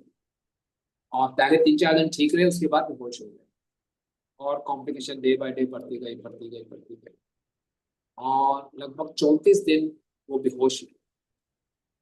आंखें भी नहीं खोलते थे, मुख में नहीं खोलते थे, सांस चल रही थी, ट्यूब से कुछ खिलाया जा रहा था, बाकी शरीर के अंग चल रहे थे, उनके में आंखें खोलनी पड़ती थी, जबरदस्ती आंख खोलते थे, ऐसे तो खुल जाती थी, अपने आप कुछ नहीं करते। और 13 जून को उनको लगातार 4 कार्डियक अरेस्ट हुए, अटैक्स हुए, और डॉक्टर ने बड़ी मुश्किल से पंपिंग वगैरह करके बचाने का प्रयास किया। लेकिन हैरानी की बात क्या है, रात को 8 बजे से लेकर 10 बजे तक जब उनको हार्ट अटैक्स आ रहे थे, और अभी तक 34 दिन तक उनका मुख नहीं चल रहा था, मुख बंद था, सब कुछ बंद था, यानी कैसे उनका मुख खुल गया, उनकी जीवा चलनी शुरू हो गई, ऐसे ऐसे जीवा चल रही। वीडियो ऑफ है, लेकिन उनकी जीवा चल रही थी, और ऐसे पूरा तेजी से वो बोल रहे हैं, और पूरा हमने उसका वीडियो बनाया। आवाज आ रही है मेरी? स्पष्ट आवाज आ रही है? हरे कृष्णा। जी प्रभु। वीडियो ऑन रख लूं? कोई बात नहीं, आप जैसे हाँ ही जी, आज क्रैक हो रही मैं बता देते। तो ठीक है। यूं हिल रही है, पूरा वाइब्रेट कर रही है, और पूरे आसानी से आप पता कर सकते हैं नाम ले, हरे कृष्ण। 34 दिन तक उनकी जीवा मुख नहीं खुला, आंखें नहीं खुली, अभी आंखें बंद थी लेकिन जीवा हिल रही थी। तो उसका कोई मेडिकल एक्सप्लेनेशन कोई नहीं दे सकता, ऐसा कैसे होगा 2 घंटे तक लगातार। तो मुझे बहुत सुंदर भक्ति की थी, जब खानागिरी की बीमारी भी थी, बहुत सरल भक्त थे, वैष्णव सेवा करते थे, हरिनाम को गंभीरता से लेते थे, प्रभुपाद की पुस्तकों को गंभीरता से पढ़ते थे। तो ऐसे कोमा की स्टेट में भगवान ने उनसे जन्म, इसीलिए ये बहुत शक्तिशाली है। भगवान बहुत कृतज्ञ हैं। भगवान किसी के अंदर थोड़ी सी भी भक्ति देखते हैं, किसी ने अच्छे ढंग से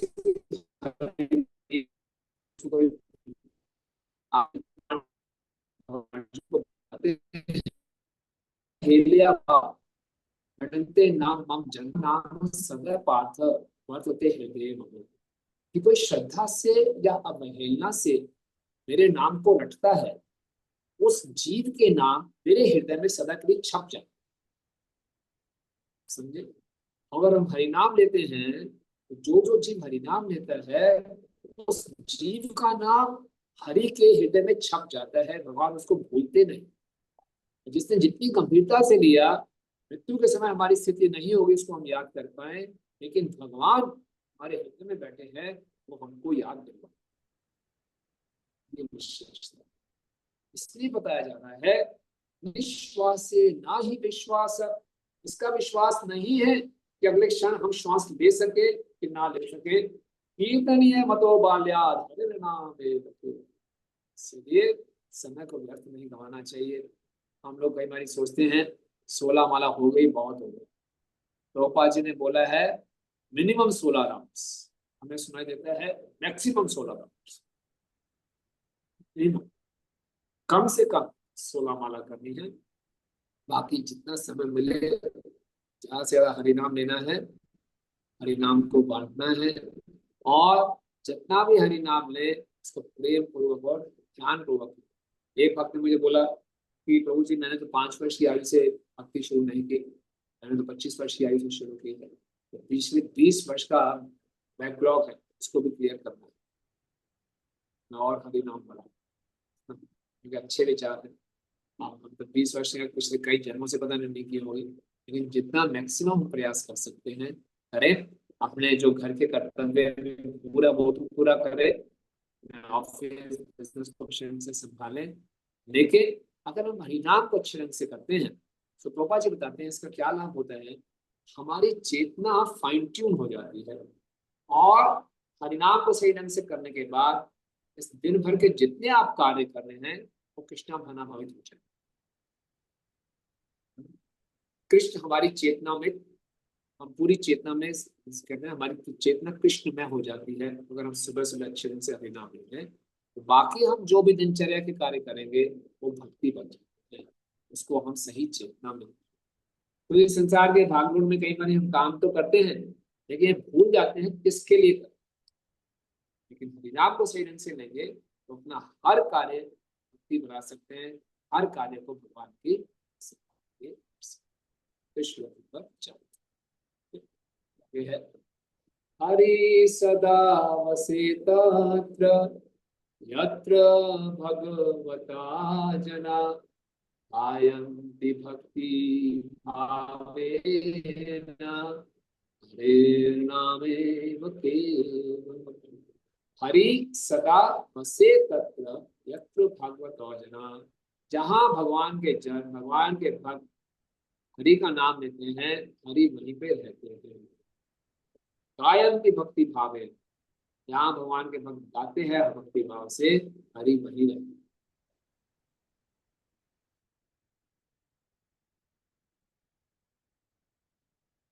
ये भगवान आप कहाँ रहे, भगवान कर दिया ना हम तिष्ठामि वैकुंठम योगी नाम हृदय शुभ यत्र गायन्ति मद्भक्ता तत्र तिष्ठामि नारद। ये नारद मुनि मैं वैकुंठ में नहीं रहता, योगियों के हृदय में नहीं रहता, जहां मेरे भक्त मेरा गुणगान करते हैं मैं वहां रहता। अब इस श्लोक को सही ढंग से समझना है, क्या भगवान वैकुंठ में नहीं रहते हैं, क्या भगवान योगियों के हृदय में नहीं रहते हैं, तो भगवान ऐसा क्यों कह रहे हैं। भगवान ऐसा इसलिए कह रहे हैं कि भगवान वैकुंठ में रह रहे हैं, योगियों के हृदय में रह रहे हैं, हम नहीं देख पा रहे हैं, लेकिन जहां भक्त भक्ति पूर्वक भगवान का गुणगान कर रहे हैं वहां हम भगवान की अनुभूति कर सकते हैं। वैसे तो कोई बोलेगा कि भगवान ने कीर्तन बोला है सर्वस्य चाहम हृदय सन्निविष्टो मता सर्वज्ञानघो मनोजम, कि भगवान तो सबके हृदय में है, एक एक जीव के हृदय में, कीड़े मकोड़े के हृदय में भी है। तो इसका मतलब क्या हुआ, हरि सदा वसे तत्र, भगवान तो सब जगह निवास करते हैं, एक एक कण कण में है। तो भगवान निवास तो करते हैं लेकिन हम भगवान की अनुभूति नहीं करते। भगवान की अनुभूति तब करेंगे जब हम भक्तों के बीच में भगवान का गुणगान करेंगे, भगवान का गायन करेंगे। इस प्रकार से एक छोटा बच्चा है और उसकी माँ की देखभाल करते हैं। छोटा बच्चा माँ को नहीं जानता, माँ कहाँ पे है किधर है, माँ उसको दूध पिलाती है वो दूध पी लेता है, माँ उसको सुलाती है सो जाता है, उसको नहीं पता। माँ उसको बस अपनी संतुष्टि होनी चाहिए। लेकिन जैसे बच्चा थोड़ा थोड़ा सा बड़ा होता है, वो देखता है उसको ठंड लग रही है, लेकिन माँ ने आकर उसको कंबल डाल दिया तो समझ आता है। कोई ऐसा व्यक्ति है जिसने मुझे कंबल डाल दिया जिससे कि मैं कंफर्टेबल हो गया, तो ये कंफर्ट की अनुभूति, ये सुख की अनुभूति से वो समझ जाता है कोई माँ है।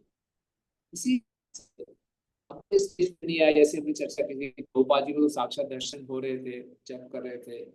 हो सकता है अभी हमारी ऐसी स्टेज ना हो, लेकिन जब कभी भी हम ध्यान पूर्वक प्रेम पूर्वक जप करने का प्रयास करते हैं और हम देखते हैं कि हम एक आंतरिक शांति मिलती है, एक राहत मिलती है, एक सुख का अनुभव होता है।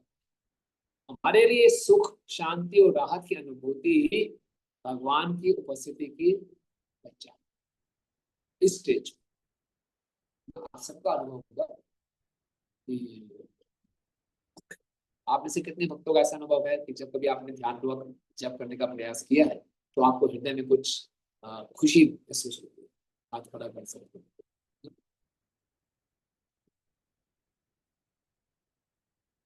यस, कितने भक्तों का ये अनुभव है कि जब हम ध्यानपूर्वक जप करते हैं और ध्यानपूर्वक जप नहीं कर पाते तो दोनों में रात दिन का अंतर आता है। चेतना, तो जब ध्यानपूर्वक जप करते हैं तो भगवान की उपस्थिति का हम अनुभव कर सकते हैं। देखिए, ये शुरुआत और हम करेंगे और हमारे पावना भवी पावन युग में जितना अच्छे से जप करेंगे हमारा हृदय शुद्ध होता जाएगा। चेतु दर्पासनम महादावगो निर्वापनम श्रीरकेर चंद्र का वितरणम विद्या वधु जीवनम आनंदम बुद्धि वर्धनम प्रतिपदम पूर्णामृत स्वादनम सर्वात्मस्पनम परम विजयते श्री कृष्ण संकीर्तनम। तो हमारी पूरे आत्मा इसमें स्नान कर जाएगी, पूरा शुद्धिकरण हो जाएगा, फिर हम भगवान को देख पाएंगे।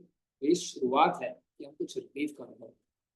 एक बारी श्री संप्रदाय के अलवर, और उनको बोलते हैं जैसे हमारे महाजन अलवर बड़े उन्नत थे। तो एक गांव से निकल रहे थे, जोर से बारिश हो गई। बारिश से बचने के लिए उन्हें कोई रास्ता दिखाई नहीं, छोटी सी झोपड़ी थी, खाली पड़ी, उसमें वो घुसे। बहुत छोटी सी थी, इतनी छोटी थी केवल एक व्यक्ति उसमें लेट सकते थे। रात बहुत गहरी थी और बहुत धुआंधार वर्षा हो रही थी। तो उन्होंने क्या किया, झोपड़ी का कवाट बंद कर दिया, दरवाजा, और उसमें लेट फिर रात यहीं बिताई। कुछ समय के बाद खटखट खटखट होता है, तो एक और शुद्ध भक्त वहां पे आ जाता है। वो दरवाजा खटखटाता है, तो ये अंदर से बोलता है कि अंदर जगह नहीं है। बोले कितनी जगह है? बोले एक व्यक्ति के लेटने की जगह है। तो बाहर से व्यक्ति ने बोला अगर एक व्यक्ति लेट सकते हैं तो दो व्यक्ति बैठ सकते हैं। बात तो ठीक है, मैं लेटूंगा, एक व्यक्ति लेटेगा दो व्यक्ति बैठ सकते हैं। दरवाजा खोला, दोनों आकर बैठे। अब दोनों ही भगवान के शुद्ध भक्त हैं। रात्रि का समय, बाहर बारिश हो रहा है, तो क्या किया, भगवान की चर्चा शुरू। मत चित्ता मत प्राणा बोध का भगवान की चर्चा शुरू कर दी। क्योंकि बारिश बहुत तेजी से होती रही। कुछ समय के बाद दरवाजे में फिर खटखट हुई। एक और शुद्ध भक्त, एक और अलवर थे। तो उन्होंने बोला कौन है? बोले अंदर कुछ जगह मिल जाएगी। बोले इतनी जगह है, हम दो लोग हैं, दो लोगों की बैठने की जगह है। तो बाहर वाले व्यक्ति ने बोला अरे भाई, जब दो लोग बैठ सकते हैं तो तीन लोग खड़े भी हो सकते हैं। तो ठीक है, तीन लोग खड़े हो जाएंगे। दरवाजा खोल दिया तो तीसरे भक्त भी अंदर आ गए।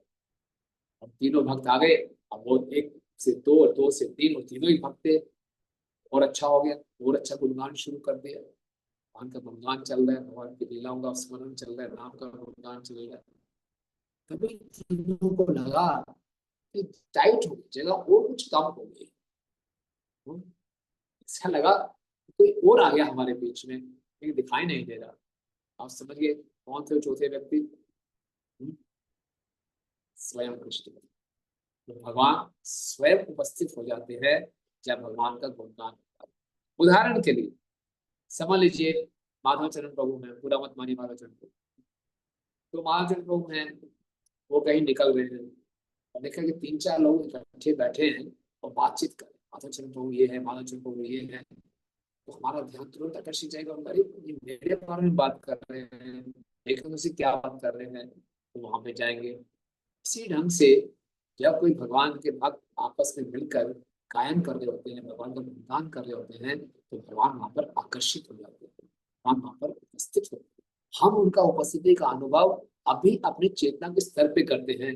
हमें कुछ आनंद, कुछ राहत, कुछ शांति, कुछ खुशी का अनुभव होता है। ये बहुत बड़ा भगवान की तरफ से एक रेसिप्रोकेशन है। लेकिन हम अपने जप को, गायन को और शुद्ध करते जाएंगे और भगवान की अनुभूति का और अनुभव करते जाएंगे, है ना। हरि सुधा से तत्र यत्र भागवता जना गायन्ति भक्ति भावेन हरिजन। जब शिला प्रभुपाद जी विदेश में गए प्रभुपाद जी बिल्कुल अकेले थे, बिल्कुल अकेले थे। प्रभुपाद जी को पूरा विश्वास था कि भगवान मेरे साथ हैं। और प्रभुपाद जी जगदूत में जो कविता लिख रहे हैं मार्कंडेय भागवत, उसमें लिख रहे हैं कि मुझे केवल हरिनाम पे और अपने गुरु की वाणी पे पूरा विश्वास है। इससे इसका देखिए कि प्रभुपाद जी कितना प्रभुपाद जी के पास एक बार प्रभुपाद जी कलकत्ता में थे, तो कलकत्ता में अमृत बाजार पत्रिका के मालिक हैं तरुण कांति घोष। वो प्रभुपाद से मिलने आए, तो मीटिंग में थोड़ा लेट हो, तो प्रभुपाद ने पूछा आप लेट क्यों हो गए? तो तरुण कांति घोष ने उनको एक सेब दिखा। बोले प्रभुपाद जी, आपके यहाँ मिलने आने से पहले मैं एक योगी से मिला, और उस योगी ने पूरे शरीर में कोई कपड़े नहीं डाले थे, एक गमछा लपेटा हुआ था, और उसने अपने योग विद्या से हवा में हाथ हिलाया और एक सेब लाकर मुझे दिया। ये वो सेब, यानी कि वो प्रभुपाद जी को बताना चाहता था क्या आप मुझे ऐसी योगिक शक्तियां दिखा सकते हैं? प्रभुपाद उनकी बात समझ गए। प्रभुपाद ने बोला मेरे पास ऐसी कोई योगिक शक्तियां नहीं है, मेरे पास तो केवल हरिनाम। उस हरिनाम से मैंने कई भक्तों को बनाया, उस हरिनाम से कई उत्सव किए, उस हरिनाम से कई पुस्तकों को बांटा, उस हरिनाम से कई मंदिर बने, और उन सभी मंदिरों में बहुत से सेब है। सब कुछ कहाँ से है? हरिनाम से। प्रभुपाद को हरिनाम पे इतना विश्वास था। इसीलिए जहाँ भक्त लोग मिलकर गुणगान करेंगे वहां भगवान उपस्थित होंगे, जहाँ भगवान उपस्थित होंगे वहां सब संपन्नता होगी। तो ये मुख्य बात। हम आगे बढ़ते हैं। श्लोक संख्या 6। अहो दुखम महादुखम दुख दुःखतरं यथा वाचार्थं विस्मृतं रत्नं कीर्णमेव केवलम्। अहो दुखम महादुखम, ओ बहुत बड़ा दुख है, महादुख है। दुख दुःखतरं यथा, महादुख से भी बड़ा दुख है क्या? काचार्थं विस्मृतं रत्नम, एक रत्न को मैंने कांच का टुकड़ा मान लिया। अरे नाम हरि का नाम एक रत्न है, लेकिन मैंने इसकी वैल्यू एक कांच के टुकड़े के समान की। इतना बड़ा कोई व्यक्ति भक्ति में नहीं आता वो दुर्भाग्यशाली है, लेकिन कोई व्यक्ति भक्ति में आके भी हरि नाम का पूरा लाभ ना उठा पाए वो उससे भी ज्यादा दुर्भाग्यशाली। हमारे को रत्न प्राप्त हो गया, लेकिन इस रत्न को हमें कांच के टुकड़े के समान समझ रहे हैं। हम इस संसार की छोटी छोटी वस्तुओं को ज्यादा वैल्यू दे रहे हैं। बहुत बड़े दुख की बात।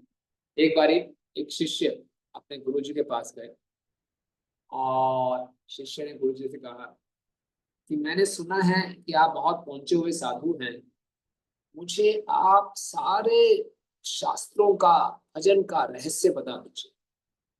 तो गुरुजी ने बोला आप नए नए आए हो, थोड़ा रुको यहाँ पे। तो रुके, खूब सेवा की, 1 साल हो गया सेवा करते करते। तो उन्होंने बोला फिर गुरु जी को अब तो मैंने बहुत सेवा कर, मैं तो रहस्य आपसे मांगने आया था, वो रहस्य बता दीजिए। तो गुरु जी ने बोला ठीक है, आप इतने आतुर हैं तो मैं आज आपको सबसे बड़ा रहस्य बताता हूँ। हाँ बताइए क्या रहस्य है?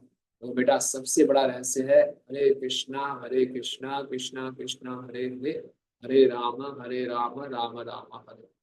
तो गुरु जी बहुत बहुत धन्यवाद, मेरा जीवन सफल हो गया। निकल पड़ा आश्रम से। आश्रम से निकलता है तो नदी का तट आता है।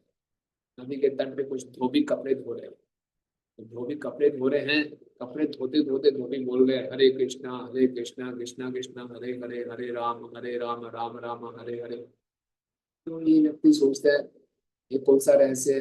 अनपढ़ धोबी भी इस मंत्र को बोल रहे हैं, ये कौन सा रहस्यमय मंत्र हो गया? ये तो गलत बात है।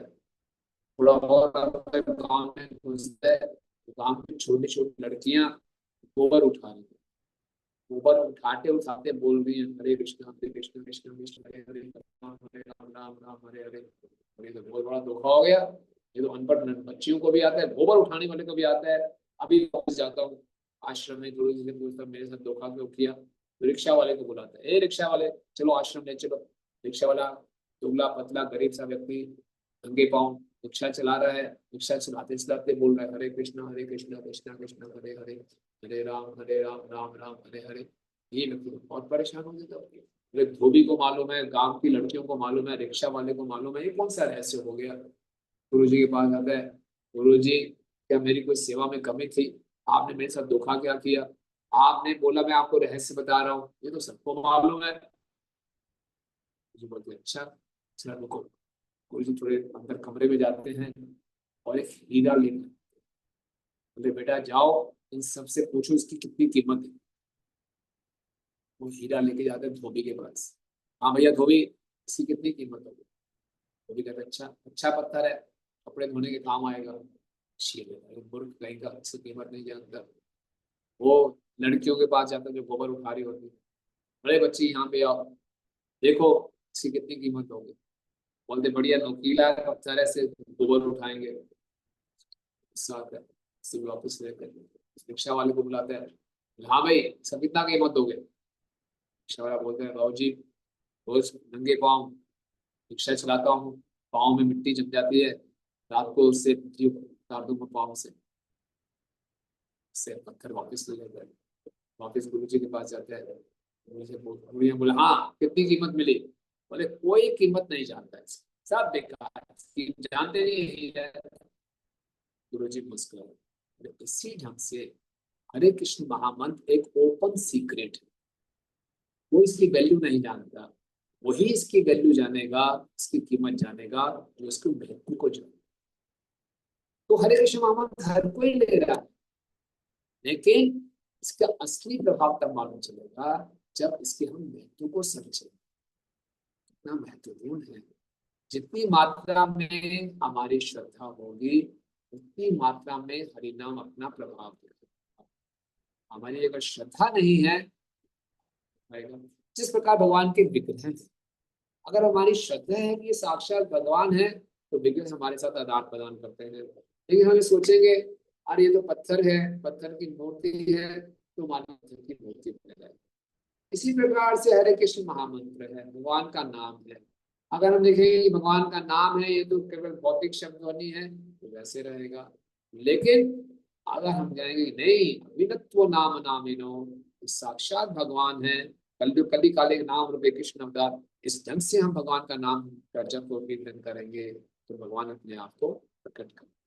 इसलिए इस रत्न को इस आध्यात्मिक शब्द ध्वनि को, साक्षात भगवान को हमें भौतिक शब्द ध्वनि बहुत हमारे से गलती हो सकती है। ये बहुत बड़े दुख की बात है कि हमारे पास ये हरिनाम है, हरिनाम इज मोस्ट एक्सेसिबल, तुरंत भगवान के पास हम जा सकते हैं, राधा कृष्ण से बात कर सकते हैं, इतनी अच्छी सुविधा हमें मिली है, क्योंकि इतनी आसानी से मिल गई है हम इसकी वैल्यू नहीं करते और इसको संसार के छोटे छोटे सुखों के लिए हो, राइट। ये छठा श्लोक है, हम साथ दीयताम दीयताम कर्णो दीयताम नियताम वच गीयताम गीयताम नित्यम नामेव केवलम। तो यहाँ बताया गया है कि हरि नाम इतना सुंदर है, हमें क्या करना है, इसको बार बार अपने कानों से सुनना है, इसको बार बार अपनी जीवा से बोलना है, बार बार इसको बोलेंगे गाएंगे। हरे नाम जैसे मैंने बोला 16 माला में नहीं रुकना। एक बार परम पूज्य लोकनाथ स्वामी महाराज ने पूछा श्रीला प्रभुपाद से, प्रभुपाद जी आपने 16 माला क्यों बोला है। प्रभुपाद ने जवाब दिया वाई 16, वाई नॉट 16,000, 16,000 माला क्यों नहीं करो, ज्यादा से ज्यादा बार बार बार बार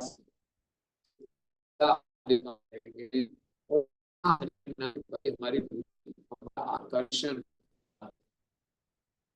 हमारा टेस्ट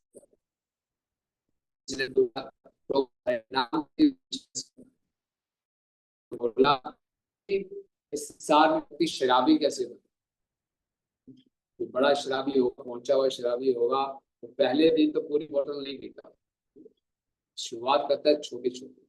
इसी ढंग से हमें अभी अभी हरिनाम का नशा नहीं आ रहा, हरिनाम का रस नहीं आ रहा, लेकिन इसको लेते रहे, लेते रहे, लेते रहे। धीरे धीरे धीरे जैसे हमारी बीमारी ठीक होती जाएगी, हमें इसमें रस आना शुरू हो जाएगा, हम इसके एडिक्ट हो जाएंगे, ये हमारे लिए एक नशा बन जाएगा। वास्तव में इसी नशे को लेने के लिए प्रभुपाद जी ने स्पॉन्सर्स अच्छे दी। प्रभुपाद जब विदेश में गए थे तो हिप्पिस को बोला था, मैं आपको ऐसा नशा दूंगा, स्टे हाई फॉर एवर, जैसे आप हमेशा हाई रहो। इसलिए क्या है, नियताम नियताम करणो नियताम नियताम बचाओ। जितना हो सके ज्यादा से ज्यादा हमारे नाम में, ज्यादा से ज्यादा इसको गाएं, ज्यादा से ज्यादा इसको सुने, राइट। इसमें हम देखते हैं कि हरिनाम में इतनी शक्ति है। चैतन्य चैतामृत के अंत्य लीला में दूसरे अध्याय में बनाता है, नामे रक्षिर सब स्वभाव व्यवहित है न छाड़े आपना प्रभाव। इसका अनुवाद पढ़ेंगे तो आलोचन करना चाहेंगे कृष्णा। सॉरी, मैं म्यूट पे पढ़ रहा था, सॉरी प्रभु। पवित्र नाम के अक्षरों की इतनी आध्यात्मिक शक्ति है कि अनुचित ढंग से बोले जाने पर भी अपना प्रभाव दिखाते हैं। इसका मतलब क्या है कि व्यवहित शब्द आता है कि भवित हले ना छाड़े आपन प्रभाव। हरिनाम में अगर कुछ ब्रेक भी हो जाए तब भी वो प्रभाव दिखता है। उदाहरण के लिए हम सब भारतीय हैं यहाँ पे ज्यादा, तो हम राजमा खाते हैं, तो राजमा राम भगवान का नाम है, लेकिन रा और माँ के बीच में जा आ गया, राजमा। अगर कोई राजमा भी बोल रहा है तो भगवान अपने कृपा से उसको हरिनाम लेने का प्रभाव दे। व्यवहित थैली ना छाड़े आपा न प्रभाव, कितनी कृपा है। भारत में रहते हैं तो वैसे, तो किसी ने राजमा ही बोल दिया तो राम बोलने का पूरा प्रभाव मिलेगा, राजमा बोलने का, राम बोलने का सब प्रभाव नहीं मिलेगा, कुछ प्रभाव अवश्य होगा। इसीलिए जहां हमें मौका मिले भगवान का, और हम लोग भारत देश में रहते हैं, हम इतने सौभाग्यशाली हैं, हम किसी भी दिशा में चले जाएं, भारत के हर स्थान के ऐसे ऐसे नाम हैं कि भगवान का नाम दोहराना पड़ता है। कई बार तो लोगों ने शराब की दुकान भी खोली हुई है। मैं तिरुपति में गया, वहां शराब की दुकान का नाम था Balaji wine shop. Wine shop में भी बालाजी का नाम है। गणेश बीड़ी, बीड़ी भी कोई पी रहा तो देवी देवताओं का नाम लेकर पी रहा है। ये भारत की विशेषता है, जाने अनजाने में भगवान का नाम ले रहे हैं, और अगर भगवान के नाम में कुछ ब्रेक भी हो गया तभी भगवान का नाम अपना प्रभाव देता है। भगवान के नाम की विशेषता है। तो आप एक अगला श्लोक लेते हैं, प्रणीकृत्य जगत सर्वं राजते सकलोपरि चिदानन्दमयं शोधं हरिनामेव केवलम्। अगर कोई सही ढंग से हरिनाम दे रहा है, प्रणीकृत्य जगत सर्वम, उसके लिए पूरा संसार एक घास के तिनके के समान, राजते सकलोपरि, और इस सबके ऊपर हरिनाम क्या कर रहा है, राज कर रहा है। चिदानंदमयम शुद्धम, तो ये क्या है, तो भगवान का नाम है, चिन्मय है, आनंद में है, पूर्ण रूप से शुद्ध है। नामेव केवलम, भगवान का नाम नहीं है, भगवान के नाम के सामने पूरा किरण के समान। आप सबने वो कथा सुनी होगी, एक शिव जी के भक्त थे वाराणसी में, वो दरिद्र ब्राह्मण थे, बहुत शिव जी की तपस्या थी, शिव जी ने उनको दर्शन किया, बोले क्या चाहिए, बोले शिव जी में बहुत गरीब, मुझे संसार की सबसे कीमती वस्तु चाहिए। शिव जी ने बोला संसार की सबसे कीमती वस्तु तुम्हें वृंदावन में मिलेगी। वृंदावन में एक बाबा जी है सनातन बाबा के पास। ये वाराणसी वृंदावन आया बेचारा दरिद्र ब्राह्मण, लोगों से पूछा, वृंदावन पहुंच के सनातन जी कहाँ मिलेंगे। सनातन वो स्वामी जी बैठे थे राधा मदन मोहन मंदिर में, उनको प्रणाम किया, बोले मुझे शिव जी ने भेजा आपके पास संसार की सबसे कीमती वस्तु है। बोला ठीक है, देखो वो सामने कूड़ेदान पड़ा है, उस कूड़ेदान के अंदर पारस मणि पड़ी, पूरे कूड़े करके उठाया नीचे से पारस मणि निकली, उसको लगा वास्तव में सत्य है कि नहीं, उसे चेक करके देखा लोहा सोना बना था, बहुत खुश हुई, धन्यवाद देके वो चलते चलते वापस जा रहा। बीच में उसने सोचा अगर ये संसार की सबसे कीमती वस्तु है तो बाबा जी ने उसको कूड़ेदान में क्यों डाल के रखा। वापिस आया, बोले कुछ ना कुछ आपने गड़बड़ की है मेरे साथ, अगर इस सबसे कीमती वस्तु तो आपने कूड़े दान में क्यों डाली है, तो बिल्कुल ठीक बात है, तो सबसे कीमती वस्तु चाहिए, बोले हाँ, क्या करो, इस पास में तो यमुना जी में जाओ। बेचारा रावण द्वंद में फंस गया, बोले शिव जी का आदेश है, इनसे मिलेगी जरूर मिलेगी, फिर पारस मुनि को यमुना जी में आया, लीजिए में संसार की कितनी वस्तु, हाँ संसार में कितनी वस्तु क्या है, नाम केवल हरे कृष्णा कृष्ण कृष्णा हरे हरे, हरे राम राम राम। तो ये सबसे कीमती वस्तु है। इसका अर्थ ये नहीं है कि बाकी हम संसार की वस्तुओं की कदर ना करें, उनको आदर ना दें। वास्तव में जो भी वस्तु है उसको हम हरिनाम की सेवा में, हरिनाम के उच्चार की सेवा में, तो वो ठीक, वो दिव्य हो जाएंगे, आध्यात्मिक हो जाएंगे। शिला प्रभुपाद जब विजय गए, सभी लोगों को उन्होंने भगवान की सेवा में लगाया। वो ऐसे हिप्पीज लोग थे जिसको सरकार ने सबको रिजेक्ट कर दिया था, ये किसी काम के नहीं है, प्रभुपाद ने उनको इतना मूल्यवान बना दिया। ऐसे ऐसे लोग थे तो बाद में इतने बड़े बड़े विद्वान बन गए, उन्होंने संस्कृत में कई शास्त्रों का अनुवाद कर दिया। संभव सोच भी नहीं सकते थे, काम के हैं, प्रभुपाद ने उनको हीरा बना। प्रभुपाद ऐसे पारसमणि हैं जिन्हें लोहे को सोना नहीं बना, लोहे को पारसमणि बना दिया, उन्होंने आगे जाके और पारसमणि बना। तो ये सब किसका कमाल है, हरे नाम में राजते सकलो परि, सबका यही राजा है क्योंकि कृष्ण से। इस प्रकार से आज हमने चर्चा की कि जो भगवान का हम साक्षात्कार कर सकते हैं वास्तव में ये नाम के माध्यम से ही कर सकते हैं। और ये हरिनाम, हम इतने सौभाग्यशाली हैं, हमें प्रभुपाद जी के पास से हरिनाम का अवसर प्राप्त है, इसका पूरा लाभ उठाना चाहिए। आगे हरिनाम चिंतामणि बताते हैं कि ये हरिनाम मुख्यतः दो प्रकार के, प्रमुख हरिनाम और एक गौड़ हरिनाम। प्रमुख हरिनाम यानी कि प्राइमरी हरिनाम वो हैं जो कि भगवान की लीलाओं से संबंधित है, जो कि भगवान के स्वरूप से अभिन्न है। भगवान की लीलाओं से संबंधित कौन कौन से भगवान के नाम है, जैसे भगवान का नाम है गोविंद, गोपाल जो गायों को पालते हैं, गोविंद जो गायों को आनंद देते हैं, गोपीजन वल्लभ गोपियों के प्रिय हैं, गिरिधरधारी गिरिराज को उठाया, ये भगवान के मुख्य नाम। इन नामों का हम उच्चारण करते हैं, इन पे ध्यान लगाते हैं, तो हम भगवान की लीलाओं में प्रवेश कर सकते हैं, हम गोलोक धाम जा सकते हैं, हमें भगवान का प्रेम प्राप्त हो। दूसरे प्रकार के जो नाम होते हैं वो गौड़ नाम होते हैं, सेकेंडरी नाम। सेकेंडरी नाम भगवान की भौतिक सृष्टि से संबंधित, वो सनातन नहीं है। भगवान का नाम सनातन है, प्राइमरी नाम जो मुख्य नाम। गौड़ नाम सनातन नहीं है, वो सृष्टि के साथ आता है, सृष्टि के साथ समाप्त हो जाता है। कैसे, वो एक बद्ध जीवात्मा अपनी दृष्टि से देखता है भगवान को, कैसे देखते हैं कि भगवान सृष्टि करता है, भगवान परमेश्वर है, भगवान जगत करता है, भगवान सृष्टि नायक है। इस प्रकार से भौतिक सृष्टि से संबंधित जो भगवान के नाम है वो इस प्रकार से परमात्मा है, भगवान का एक। तो इन नामों का उच्चारण करके हमें प्रेम प्राप्त नहीं होगा, इन नामों का उच्चारण करके हमें ज्यादा से ज्यादा मुक्ति मिल जाएगी, या ऊपर के लोकों में जाएंगे, या कुछ पुण्य कर्म इकट्ठे करेंगे। ये नाम शाश्वत नहीं है, ये नाम पूर्ण नहीं है, इसमें भगवान ने अपनी पूरी शक्ति नहीं डाली, कुछ शक्ति है लेकिन पूरी शक्ति नहीं। इसलिए हम बहुत सौभाग्यशाली हैं, प्रभुपाद जी की कृपा से हमें हरे कृष्ण महामंत्र मिले। हरे कृष्ण महामंत्र मुख्य नाम भी है और माधुर्य नाम भी।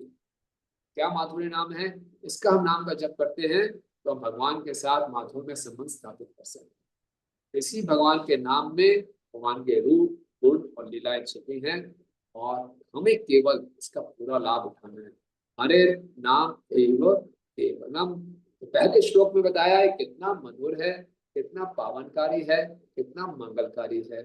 दूसरे श्लोक में वर्णन आता है कि हम इसका पूरा फायदा क्यों नहीं उठा पाते, संसार के द्वंद्वों से प्रभावित रहते हैं। हमें समझाया गया है भाई ये सत्य नहीं है, सत्यम सत्यम पुनः सत्यम, हरे नाम में केवलम।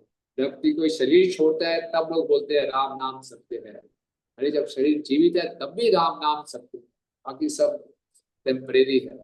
तीसरे श्लोक में बताया जो हमारी बाधा पड़ती है संसार के रिश्ते, इन संसार के रिश्तों को हमें कृष्णमय बनाना है और असली संबंध हमारा कृष्ण के साथ है। और क्योंकि वही गुरु है, वही माता है, वही पिता है जो हमें हरिनाम की शिक्षा देता है। और फिर चौथे श्लोक में बताया गया है कि सेंस ऑफ अर्जेंसी, कि श्वास कभी भी निकल सकती है, इसलिए समय ना गंवाएं और हम जितना अच्छा जप करेंगे, जितना अच्छा हरिनाम देंगे, बांटेंगे हरिनाम को, भगवान हमें अंतिम समय में स्मरण कराएंगे। और फिर पांचवें श्लोक में बताया भक्तों का संग, जितना ज्यादा हम भक्तों के संग में रह के हरिनाम करेंगे, भगवान वहां उपस्थित होंगे। और छठे श्लोक में बताया कि इसको हम कैजुअली ना लें, इसको एक रत्न को शीशा ना समझे, इसको हम खो ना बैठे। और सातवें में बताया कि ज्यादा से ज्यादा हरिनाम ने, ज्यादा से ज्यादा इसको सुनाए। आठवें में बताया इस संसार के आकर्षणों से आकर्षित नहीं होना, इस संसार के आकर्षण इस हरिनाम के सामने एक तृण के साथ, हरिनाम सबका। ठीक है, हरे कृष्ण। माता चरण प्रभु, इसके बाद क्या आ गया है? सही समय से हमने समाप्त किया या ज्यादा हो गया, कम हुआ, बता दीजिए। सो मच प्रभु जी, थैंक यू सो मच इतने सुंदर क्लास के लिए। इतना सुंदर सेशन, आपने इतना सुंदर एक्सप्लेन किया नाम के बारे में, और बार बार आपने रिपीट किए हैं कि हमें ये रत्न प्राप्त हुआ है, इसको हम शीशा ना समझें। मैं पहले बाकी लोगों से पहले एक बात आपको कन्फेस करना चाहता हूँ। कल एकादशी है और मैं सोच रहा था कि क्या करना चाहिए अगले एकादशी के लिए। तो थैंक यू, ये टेक अवे रहा। So can we take a few questions प्रभु, इफ यू अलाउ, अगर किसी भक्त का है तो, else will close the session. Question जरूरी है, पता नहीं वो मैं क्या बोला, वो क्या समझा, मालूम चल रहा है क्वेश्चन से। ठीक है, तो नरसिंहपुर रोहिणी माता जी, आप अनम्यूट करके पूछिए माता जी।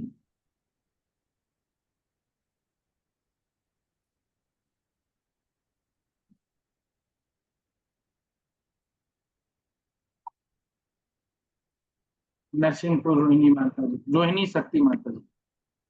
हरे कृष्णा प्रभु जी, प्रणाम।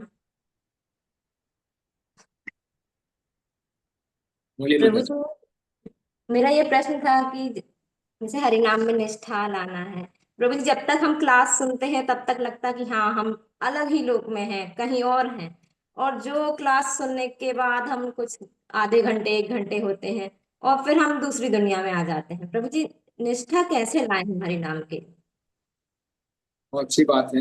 तो बार बार माता जी, जैसे श्लोक है ना, बार बार बार बार, जिस क्लास से हमें प्रेरणा मिली, जिसको पुस्तक से पढ़ के हमें प्रेरणा मिली, उसको बार बार, जिस प्रकार से अपना मोबाइल फोन बार बार चार्ज करते हैं, इसी ढंग से अपने चेतना को भी बार बार चार्जअप कर। शुरू शुरू में डिस्चार्ज हो जाते हैं, बाहर जगत में जाते हैं, हमारा बाहर जगत में आकर्षण है, जो पढ़ा सुना भूल जाते हैं, फिर हम फंस जाते हैं, दोबारा से आकर चार्ज करें और जो हमने पढ़ा सुना उसको शेयर करें। तो इस ढंग से हम चार्जअप करें। तो होता है, सबके साथ होता है, एक ही तरीका चार्जिंग बार बार करते हैं। Right, thank you. अपने जीवन को संग से डालें कि असत संग से बचें, ज्यादा से ज्यादा सत्संग। राइट, और यस प्रहलाद महाराज। हरे कृष्णा प्रभु जी, दंडवत प्रणाम प्रभु जी, बहुत बहुत प्रणाम। धन्यवाद इतनी सुंदर क्लास के लिए। पूरी तो नहीं अटेंड पाया, बीच में थोड़ा सा अटेंड किया है। बहुत सुंदर आपने बताया, हरे नाम है केवलम। तो जी हम देखते हैं एक्चुअली, जब हम जैसे फेस्टिवल टाइम आते हैं तो हम सब एक्साइटेड होते हैं अब अलग अलग सेवाएं करने के लिए, अलग अलग उत्साह काफी होता है। लेकिन फिर बीच में ही थोड़ा सा आपस में मिसअंडरस्टैंडिंग हो जाती है और कुछ भक्त जो है वो गायब हो जाते हैं बीच में।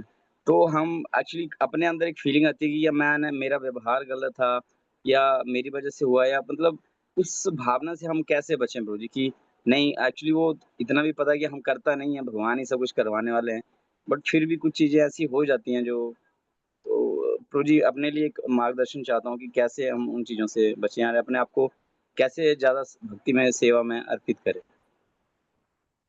आपका मतलब है कि हम सेवा में इकट्ठे होते हैं, भक्तों से मिलते हैं, बाद में सेवा में कुछ गड़बड़ हो जाती है, भक्त दूर हो जाते हैं, ये कहने का मतलब है? जी तो सेवा हम करते हैं, इकट्ठे होते हैं, तो कई बार इंटर मिसअंडरस्टैंडिंग्स हो जाती हैं और उसके कारण फिर भक्तों के संबंध भी थोड़े खराब हो जाते हैं। इसमें क्या करना चाहिए? जैसे ही हमें मालूम चले हमसे कुछ गलती हुई है, जाके हम क्षमा मांगे। कई बार इस सेवाओं का प्रेशर होता है, फेस्टिवल का टाइम है, जन्माष्टमी, इतने लोग आ रहे हैं, आपस में कुछ मिसअंडरस्टैंडिंग्स हो जाती हैं, कोई बात नहीं, तुरंत जाकर क्षमा मांगे, क्षमा मांगने में घबराए और वरिष्ठ भक्तों के अंतर्गत रहकर सेवा करें ताकि मिसअंडरस्टैंडिंग कम से कम हो। और क्लियर सिस्टम पहले से बनवाते हैं, जितने पहले क्लियर सिस्टम्स होंगे, पॉलिसीज होंगी, तो कंफ्यूजन के चांसेस कम होते हैं। फिर भी हो जाए तो घबराना नहीं चाहिए, शर्माना नहीं चाहिए, जाके तुरंत क्षमा मांगे। हरे कृष्ण। और कोई? Thank you. नीता नितन गी माता जी, आप अनम्यूट करके बोलिए। नितन गिरी लंबड़ी माता जी। हरे हरे कृष्णा प्रभु जी, बहुत बहुत धन्यवाद और हाँ, प्रणाम प्रभु जी। बहुत सुंदर आपने बताया प्रभु। तो मेरा ये क्वेश्चन है प्रभु कि सुबह में यदि हमारा जप हो जाता है, सुबह ब्रह्म मुहूर्त में उठकर 3:30 बजे के बाद यदि हम कर लेते हैं, तो उस समय तो बहुत अच्छा, मैं मेरा ये अनुभव है कि उस समय बहुत अच्छा से हम कर पाते हैं। लेकिन हम ग्रस्त में बैठे हैं तो कभी कभी नहीं की भी कर पाते। तो वो जो शाम को या दोपहर को जब भी हम करते हैं तो वो चेतना वो हमारी नहीं बन पाती। तो वो क्या कारण है? क्योंकि निष्ठा तो हमारी मतलब है, क्योंकि हमें पता लग गया है कि हरि नाम बहुत जरूरी है। लेकिन उसमें वो नहीं आ पाता प्रभु। ये स्वाभाविक है क्योंकि प्रकृति के तीन गुण हैं। बस वह ब्रह्म मुहूर्त में हम सतोगुण प्रधान है, फिर रजोगुण और तमोगुण प्रधान हो जाते हैं। क्योंकि अभी हम तीन गुणों से ऊपर नहीं उठे हैं तो हमारे पे गुणों का प्रभाव आ जाता है। तो इसीलिए बताया जाता है कि ज्यादा से ज्यादा जब हम मैक्सिमम अपना जब हम प्रतिदिन सुबह ही सुबह कर ले और पूरा दिन भी प्रयास करते हैं। पूरा दिन जब हरिनाम लेते रहेंगे, भक्तों के संग में रहेंगे, श्रवण कीर्तन करते रहेंगे, तो धीरे धीरे रजोगुण और तमोगुण का प्रभाव कम हो जाता है। जी पर प्रभुपाद तो रात को 1 बजे उठकर भागवतम ट्रांसलेट करते थे। प्रभुपाद की बात कोई समय हम का प्रभाव नहीं पड़ता। नहीं, हम लोग ऐसा नहीं जी कर सकते। नहीं, लेकिन हम नहीं कर सकते। हाँ लेकिन प्रभु हरिनाम लेते लेते लेते लेते जी हमारे ऊपर रजोगुण तमोगुण का प्रभाव कम हो जी। एक मेरी ये रिक्वेस्ट थी प्रभु, जो आपने ये बताया इतना सुंदर, इसको बार बार सुनने के लिए क्या रिकॉर्डिंग मिल सकती है इसकी? अभी जो हुआ है, अभी आपने जो क्लास दी है, जाता है। माधव चंद्र प्रभु बता देंगे। मिल सकती है माता जी। तो ये कैसे हमको मिल सकती है प्रभु? हमको ये बार बार सुनेंगे तभी हमारी चेतना, बार बार इतना सुंदर क्लास था कि इसको बार बार सुनने का मन है प्रभु। ठीक है माता जी, तो आप जिस ग्रुप में है उस ग्रुप में बने रहिए, होपफुली जी मिलेगा। जी, हरे कृष्णा, रमणी बहुत प्रिया बहुत धन्यवाद प्रभु।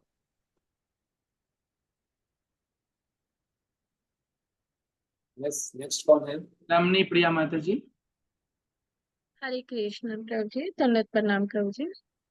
प्रभु जी, जैसे अभी आपने बताया कि मॉर्निंग में कोशिश करना चाहिए, ध्यान पूर्वक नाम जप करने का प्रयास करना चाहिए। प्रभु जी, अगर मैं जैसे बात करूं कि प्रयास करते हैं बट फिर भी नहीं हो पाता है, तो ये होता है कि बार बार करते रहें। तो कई बार ये जैसे कहीं ये सुना है कि हमें जब से पहले कुछ प्रभुपाद की बुक का अध्ययन करना चाहिए।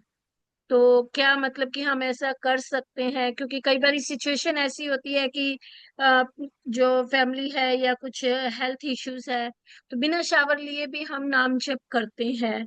तो क्या उस टाइम में भी हम बिना मतलब कि शावर लिए हम प्रभुपाद की कोई बुक को रीड आउट कर सकते हैं? और अगर करना चाहिए तो नाम जप से पहले हमें ऐसा क्या रीड आउट करना चाहिए ताकि हम जब नाम जप करें तो उसमें हमारी वही स्मृति बनी रहे, हम भगवान श्री कृष्ण का ध्यान पूर्वक नाम जप कर सके, जो हमारे गुरु महाराज आचार्य हमें कहते हैं। प्लीज अच्छा थोड़ा सा प्रश्न है माता। हाँ जी, तो इसमें हाँ बहुत को हेल्प करेगा। हमारे वैष्णवाचार्यों के नाम के ऊपर भजन है, उनको थोड़ा सा पढ़ लीजिए। कोई नाम के ऊपर बहुत सी किताबें हैं। प्रभुपाद का एक नामामृत है, प्रभुपाद के नाम के ऊपर जो कोट्स है उसका कंपाइलेशन है। प्रभुपाद के शिष्यों ने नाम पे बहुत सुंदर सुंदर पुस्तकें लिखी हैं। कोई एक पैराग्राफ भी आप पढ़ लेंगे, कोई एक वाक्य भी आपको बहुत प्रेरणादायक हो सकता है, उसके ऊपर मनन करते हुए आप पूरा जप सुधार सकते हैं। जैसे प्रभुपाद जी ने एक लेक्चर में बोला कि जप का मतलब है मुख से बोलना, कान से सुनना, हृदय से रोना। बस एक लाइन है, इसका आप ध्यान रखेंगे तो आपको जब में बहुत आनंद आ जाएगा। अरे मुझे मुख से बोलना है, कान से सुनना है, हृदय से रोना है। तो ऐसे कुछ वचनों पे, कुछ गीतों पे मनन करते हुए हम जप कर सकते हैं, और बिना नहाए भी उसको पढ़ सकते हैं, कोई दिक्कत नहीं। तो ध्यान भटकेगा, लेकिन हम भगवान हमारा प्रयास देखेंगे कि बार बार उसको लाने का प्रयास कर रहे हैं, फिर भटकेगा, फिर लाने का प्रयास कर रहे हैं। हम मन को नियंत्रित नहीं कर सकते, लेकिन हमारे प्रयासों को देखते हुए भगवान कृपा करेंगे, हरिनाम कृपा करेंगे तो मन नियंत्रित होगा। बस हमें प्रयास जी जी प्रभु जी। और एक प्रभु जी, थैंक यू वेरी मच कि आपकी जो पंजाबी बाग मंदिर की ये हरि नाम के ऊपर जो आपकी छोटे छोटे शॉर्ट लेक्चर है ना, वो मतलब बहुत हेल्प करते हैं। वो वाकई में नाम मतलब कि नाम जप करने के लिए ही बहुत मतलब पावरफुल है, कि उसको सुन के नाम जप करने का मन करता है कि हाँ नाम जप करना है। उसके लिए भी सच में थैंक यू वेरी मच प्रभु जी। हरे कृष्णा प्रभु जी, दंडवत प्रणाम प्रभु जी। सुदामा दास प्रभु अनम्यूट करके बोलिए। हरे कृष्णा प्रभु जी, कोटि दंडवत प्रणाम प्रभु जी। मेरा नाम करें। सुदामा दास है प्रभु जी, और मैं आपसे दूसरी बार जुड़ रहा हूँ प्रभु जी। अच्छा। हाँ, आप है ना 2019 में आए थे। मेरे गुरु महाराज का नाम है महामन महाराज। हाँ हाँ हाँ हाँ, चंडीगढ़ में। आप प्राणेश प्रभु जी के साथ में आए थे, और साधु संघ जो रहा था महू के अंदर। हाँ हाँ। जब आप आए थे तो हम पति पत्नी हम वहीं 3 दिन आपके साथ में सानिध्य क्लास बहुत अच्छी आपने दी प्रभु जी। बहुत बहुत धन्यवाद प्रभु जी आपका। Thank you. कुछ आपका प्रश्न है? मुकेश हाँ, कुमारी प्रश्न ये है प्रभु जी मेरा, कि जो नाम हम जो सुबह करते हैं, लेकिन मन थोड़ा फिर भी विचलित होता है प्रभु जी। क्या होता हूँ? मन है ना, मन थोड़ी वो विचार करने लग जाता है, कुछ ऐसे विचार करने लग जाता है, वो नई नई वो योजना बनाता रहता है। यस, ये मन का स्वभाव है, मन ऐसा करेगा। लेकिन हमने मन को वापस हरि नाम पे लाना है। तो जितना हरि नाम की महिमा सुनेंगे, उतना हम हरि नाम का जब ध्यान पूर्वक करने के लिए उत्साहित हैं। इसीलिए बार बार हरि नाम की महिमा सुननी है। ये रत्न है, इसको शीशा नहीं समझना। हरे नाम ही केवल ये परम है। हरि नाम की महिमा सुनते सुनते हरि नाम के प्रति आकर्षण बढ़ेगा, हमारे को प्रेरणा मिलेगी इसको वापस लाइन। बहुत बहुत धन्यवाद प्रभु जी, आपको बहुत बहुत धन्यवाद। हरे कृष्णा, कोटि धर्म प्रणाम प्रभु। मुकेश कुमारी माता जी।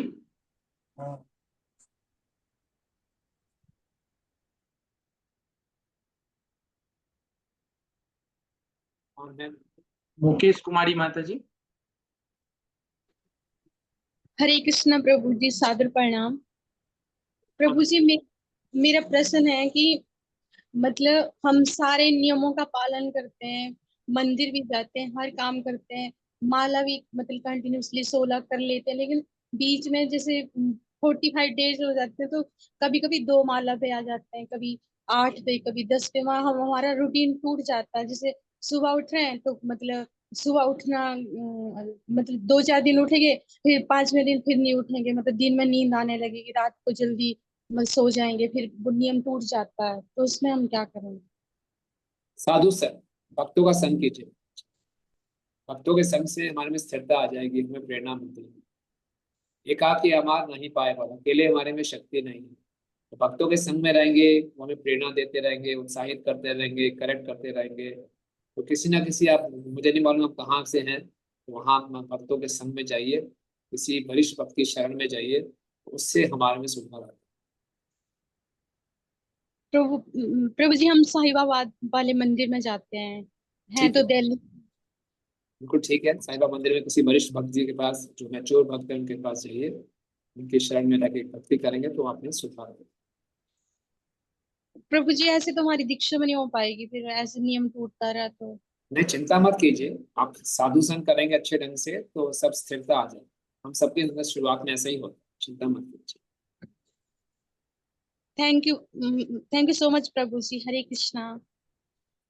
विवेक माली प्रभु। हरे कृष्ण प्रभु जी। अलग अलग लाइफ के फेजेस में हम भगवान के हरि नामों का शरण लेते हैं, तो कई बार ऐसे होता है कि लाइफ में कुछ स्ट्रगल चल रहा है, हेल्थ के इश्यूज है, ड्यूटीज फैमिली में, उस केस में हम भगवान की शरण लेते हैं, तो भाव होता है कि भगवान ठीक कर दे। कई बार ऐसे होता है कि हम ट्रैवलिंग कर रहे हैं और कुछ इशू आ रहा है या फिर लग रहा है ट्रेन कैच कर पाएंगे नहीं, टाइम टाइट है, तब भगवान की शरण लेते हैं। तो ये भाव प्रभु जी, ये सही है नहीं है इस भाव में? ये भाव इतना उन्नत नहीं है। भगवान की शरण में ज्यादातर लोग हम दुखी होकर ही आते हैं। संसार में ज्यादातर लोग भगवान की शरण में सब दुखी होकर ही आते हैं, उसमें कोई दिक्कत नहीं है। लेकिन उसके बाद भक्तों के संग में रहना है और हरिनाम का जप करते हुए ये प्रार्थना नहीं करती मेरा दुख दूर कर दो, मेरी ये समस्या दूर कर दो, नहीं। हरिनाम का जप कीजिए बस। तो हरिनाम के जप से हो सकता है समस्याएं दूर ना हो, लेकिन समस्याओं को सहने की शक्ति मिल जाएगी। समस्याओं के अंदर रहते हुए हम समस्याओं से प्रभावित नहीं बात। तो ये गलत एक्सपेक्टेशन रखेंगे कि मैं हरिनाम का जप करूं मेरा बिजनेस चल जाए, हरिनाम का जप करूं मेरा स्वास्थ्य ठीक हो जाए, मैं बहुत मोटा हूं मैं पतला हो जाऊं हरिनाम का जप करके, वो सब नहीं। मेरे हार्ट की आर्टरीज खुल जाए हरिनाम का जप करके, ये सब नहीं होता। समस्याएं रहेंगी, हमारे शरीर की समस्याएं, मन की समस्याएं, परिवार की समस्याएं रहेंगी। हरिनाम का जप असली समाधान क्या है कि हमें इन समस्याओं से ऊपर उठना, हम प्रभावित नहीं। और कोई? प्रभु जी लास्ट 2 क्वेश्चन अब हम लेंगे क्योंकि लोगों का हाथ बढ़ रहा है।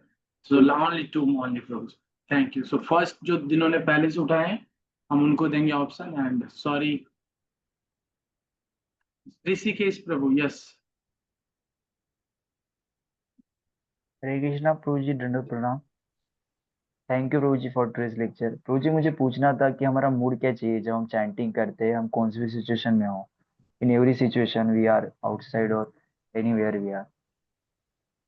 सॉरी दोबारा बोलिए, क्या मूड होना चाहिए? हाँ, चैंटिंग के टाइम पे हम जब बाहर होते, टेम्पल में होते या कहीं भी होते, भक्तों के बीच में होते हैं, तो हमारा मूड क्या होना चाहिए उस टाइम पे? चैंटिंग टाइम पे विचार चलते रहते हैं, तो एनर्जी कैसे आएंगी?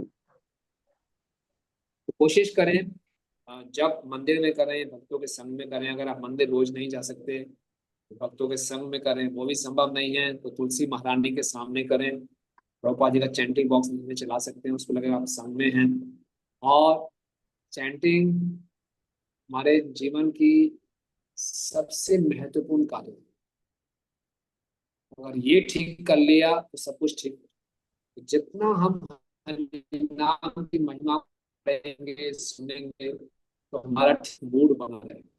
बार बार बार बार पढ़ना है, सुनना है, बोलना है हरि नाम की महिमा को, ताकि हम इसके महत्व को भूले ना। तो हमारा जो मन है वो धीरे धीरे इसके महत्व को भुला देता है, इसको बार बार याद देना। जितना इसके महत्व को याद रखेंगे हमारा सही मूड बना रहेगा।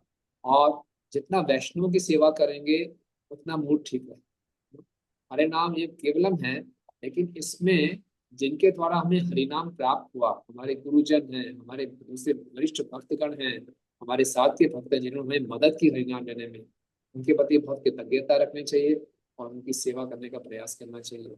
तो इससे हमारा मूड ठीक रहेगा। ओके प्रभु। लास्ट प्रश्न Thank you, प्रभु। रेडिया माता जी।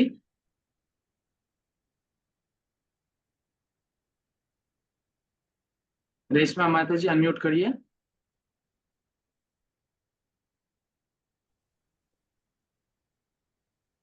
हरे कृष्णा प्रभु जी। हरे कृष्ण।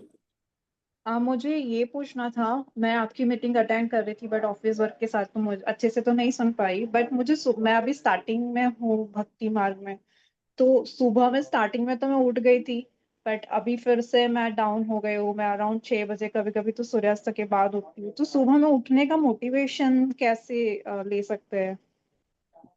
ठीक बात है। तो मोटिवेशन तब मिलेगा जब आपको कुछ लाभ होगा, हमें कुछ मिलता है, हाँ। आप प्रॉफिट दिखाई देता है हमें मिलता है। तो अगर आप भक्तों के संग में आके सुबह सुबह जब करेंगे तो आपको बहुत अच्छा लगेगा, इतनी प्रेरणा मिलेगी आप खुद उठना चाहिए। रसगुल्ला खाने के लिए हमें मोटिवेशन नहीं चाहिए, हम भाग के जाएंगे उसको खाएंगे और खाएंगे, कहीं भी मिले खाएंगे। तो इसी ढंग से आपको डिवोटी एसोसिएशन चाहिए।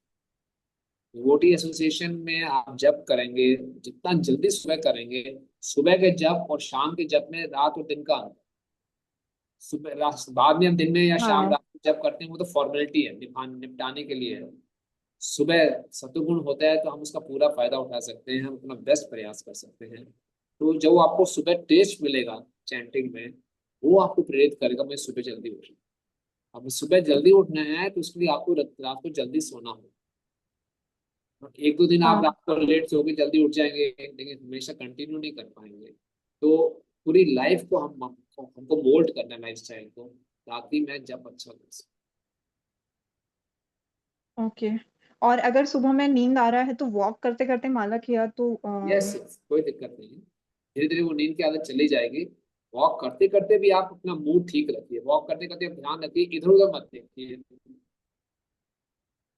वॉक करते करते ये देख लिया फिर कोई चीज याद आ गई, सिर्फ यहाँ ठीक करना है या इसको ठीक करना है। वॉक करते करते आंखें नीचे रखिए और पूरे कंसंट्रेशन के साथ जप करने का प्रयास कीजिए। हरे कृष्ण। ठीक है जी। थैंक यू सो मच प्रभु जी। सो मैं क्षमा चाहूंगा रितु माता जी, कोमल माता जी, हिरणमयी, केशवी माता जी, रुचि एंड ऋचा माता जी। इट्स नॉट पॉसिबल कि हम सारा क्वेश्चन एक दिन में अकोमोडेट कर सके, एंड वी आर ग्रेटफुल प्रभु जी। थैंक यू सो मच कि आपने इतना सुंदर कथा ये नाम के बारे में श्रवण कराया और फिर बहुत ही धैर्यपूर्वक आपने सारे प्रश्नों का उत्तर दिया। मैं रूपनुगा विद्यापीठ के ओर से आपको बहुत बहुत धन्यवाद देता हूँ और सभी भक्तों की ओर से भी प्रभु जी। थैंक यू सो मच प्रभु। जय प्रभुपाद की जय। Thank you so much. Thank you प्रभु जी। So Hare Krishna dear devotees, तो आज हमारा थर्ड डे है इस जो हमारा 5 दिन का कृष्ण कथा सेशन चल रहा है, उसमें ये 3 दिन हमने संपन्न किया है। अब हम कह सकते हैं नाम, रूप, गुण, हमने ये 3 चीजें अभी तक कंप्लीट किया है और आगे लीला और धाम बचा हुआ है। उसके लिए आपको कल और परसों भी ज्वाइन करना पड़ेगा। आप जिस उत्साह से इसमें भाग ले रहे हो, ये उत्साह बनाए रखिए, है ना। यही उत्साह जो है भगवान के बारे में श्रवण करने, भगवान के बारे में सुनने में हमें बहुत बहुत हेल्प करेगा। आप लोगों के लिए अगेन मैं कहना चाहता हूँ, रूपनुगा विद्यापीठ, उनकी बहुत अभिलाषा है हम सबका कि हम लोगों के लिए ये क्लास लाया जाता है ताकि हम भगवान के बारे में चिंतन मनन कर सके। जैसे आज प्रभु जी ने बहुत बार बार ये कह रहे थे कि जो शिला प्रभुपाद जी ने हमें देने का प्रयास किए हैं वही हमें लेना चाहिए। इसके लिए रूपनुगा विद्यापीठ एक माध्यम बन रहा है। आप सब जुड़े रहो। रूपनुगा विद्यापीठ बहुत सारे पेड और फ्री कोर्स भी करते हैं, आप वो सब देख सकते हो। अभी कई सारे किड्स के लिए कोर्स हैं, हम लोग भक्ति शास्त्री भी कराते हैं। हमारा 4 बैच कंप्लीट हो चुका है, 5वें का रजिस्ट्रेशन ओपन है। और एक और बात है, यदि आप लोगों को भगवान के नाम, रूप, गुण, लीला, इनका एक बुक है, परम पूज्य लोकनाथ स्वामी महाराज जी ने बहुत ही सुंदर बुक लिखे हैं। उसका नाम है श्री कृष्ण स्वरूप चिंतन, श्री कृष्ण स्वरूप चिंतन। आप लोगों के ग्रुप में हमने लिंक शेयर किया है, आप लोग वहां से डायरेक्टली उस बुक को ऑर्डर कर सकते हैं। यस, इंदु लेखा माता जी दिखा रही है ना, श्री कृष्ण स्वरूप चिंतन। थैंक यू इंदु लेखा माता जी, हरि बोल।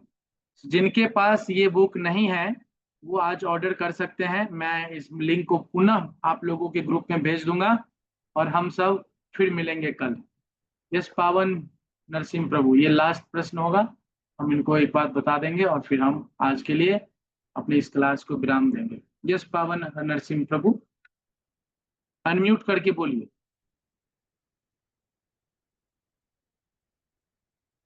हरे कृष्ण प्रभु जी, मैं बुक के लिए हैंड रेस किया प्रभु जी। अभी प्रभु जी आपके ग्रुप में जो कृष्ण, हाँ, कृष्ण कथा ग्रुप में अभी हम एक लिंक शेयर करेंगे, वहां से आप सब ऑर्डर कर सकते हो व्हाट्सएप बिजनेस से। आज के लिए हम यहाँ पे सेशन विराम करते हैं। सबसे आग्रह है कि कल फिर समय से जुड़िएगा। वांछा कल्पतरुभ्यश्च कृपा सिंधु एव च पतितानां पावनेभ्यो वैष्णवे नमाचार हरिदास ठाकुर की जय, शिला प्रभुपाद की जय, निताई गौर प्रेमानंद।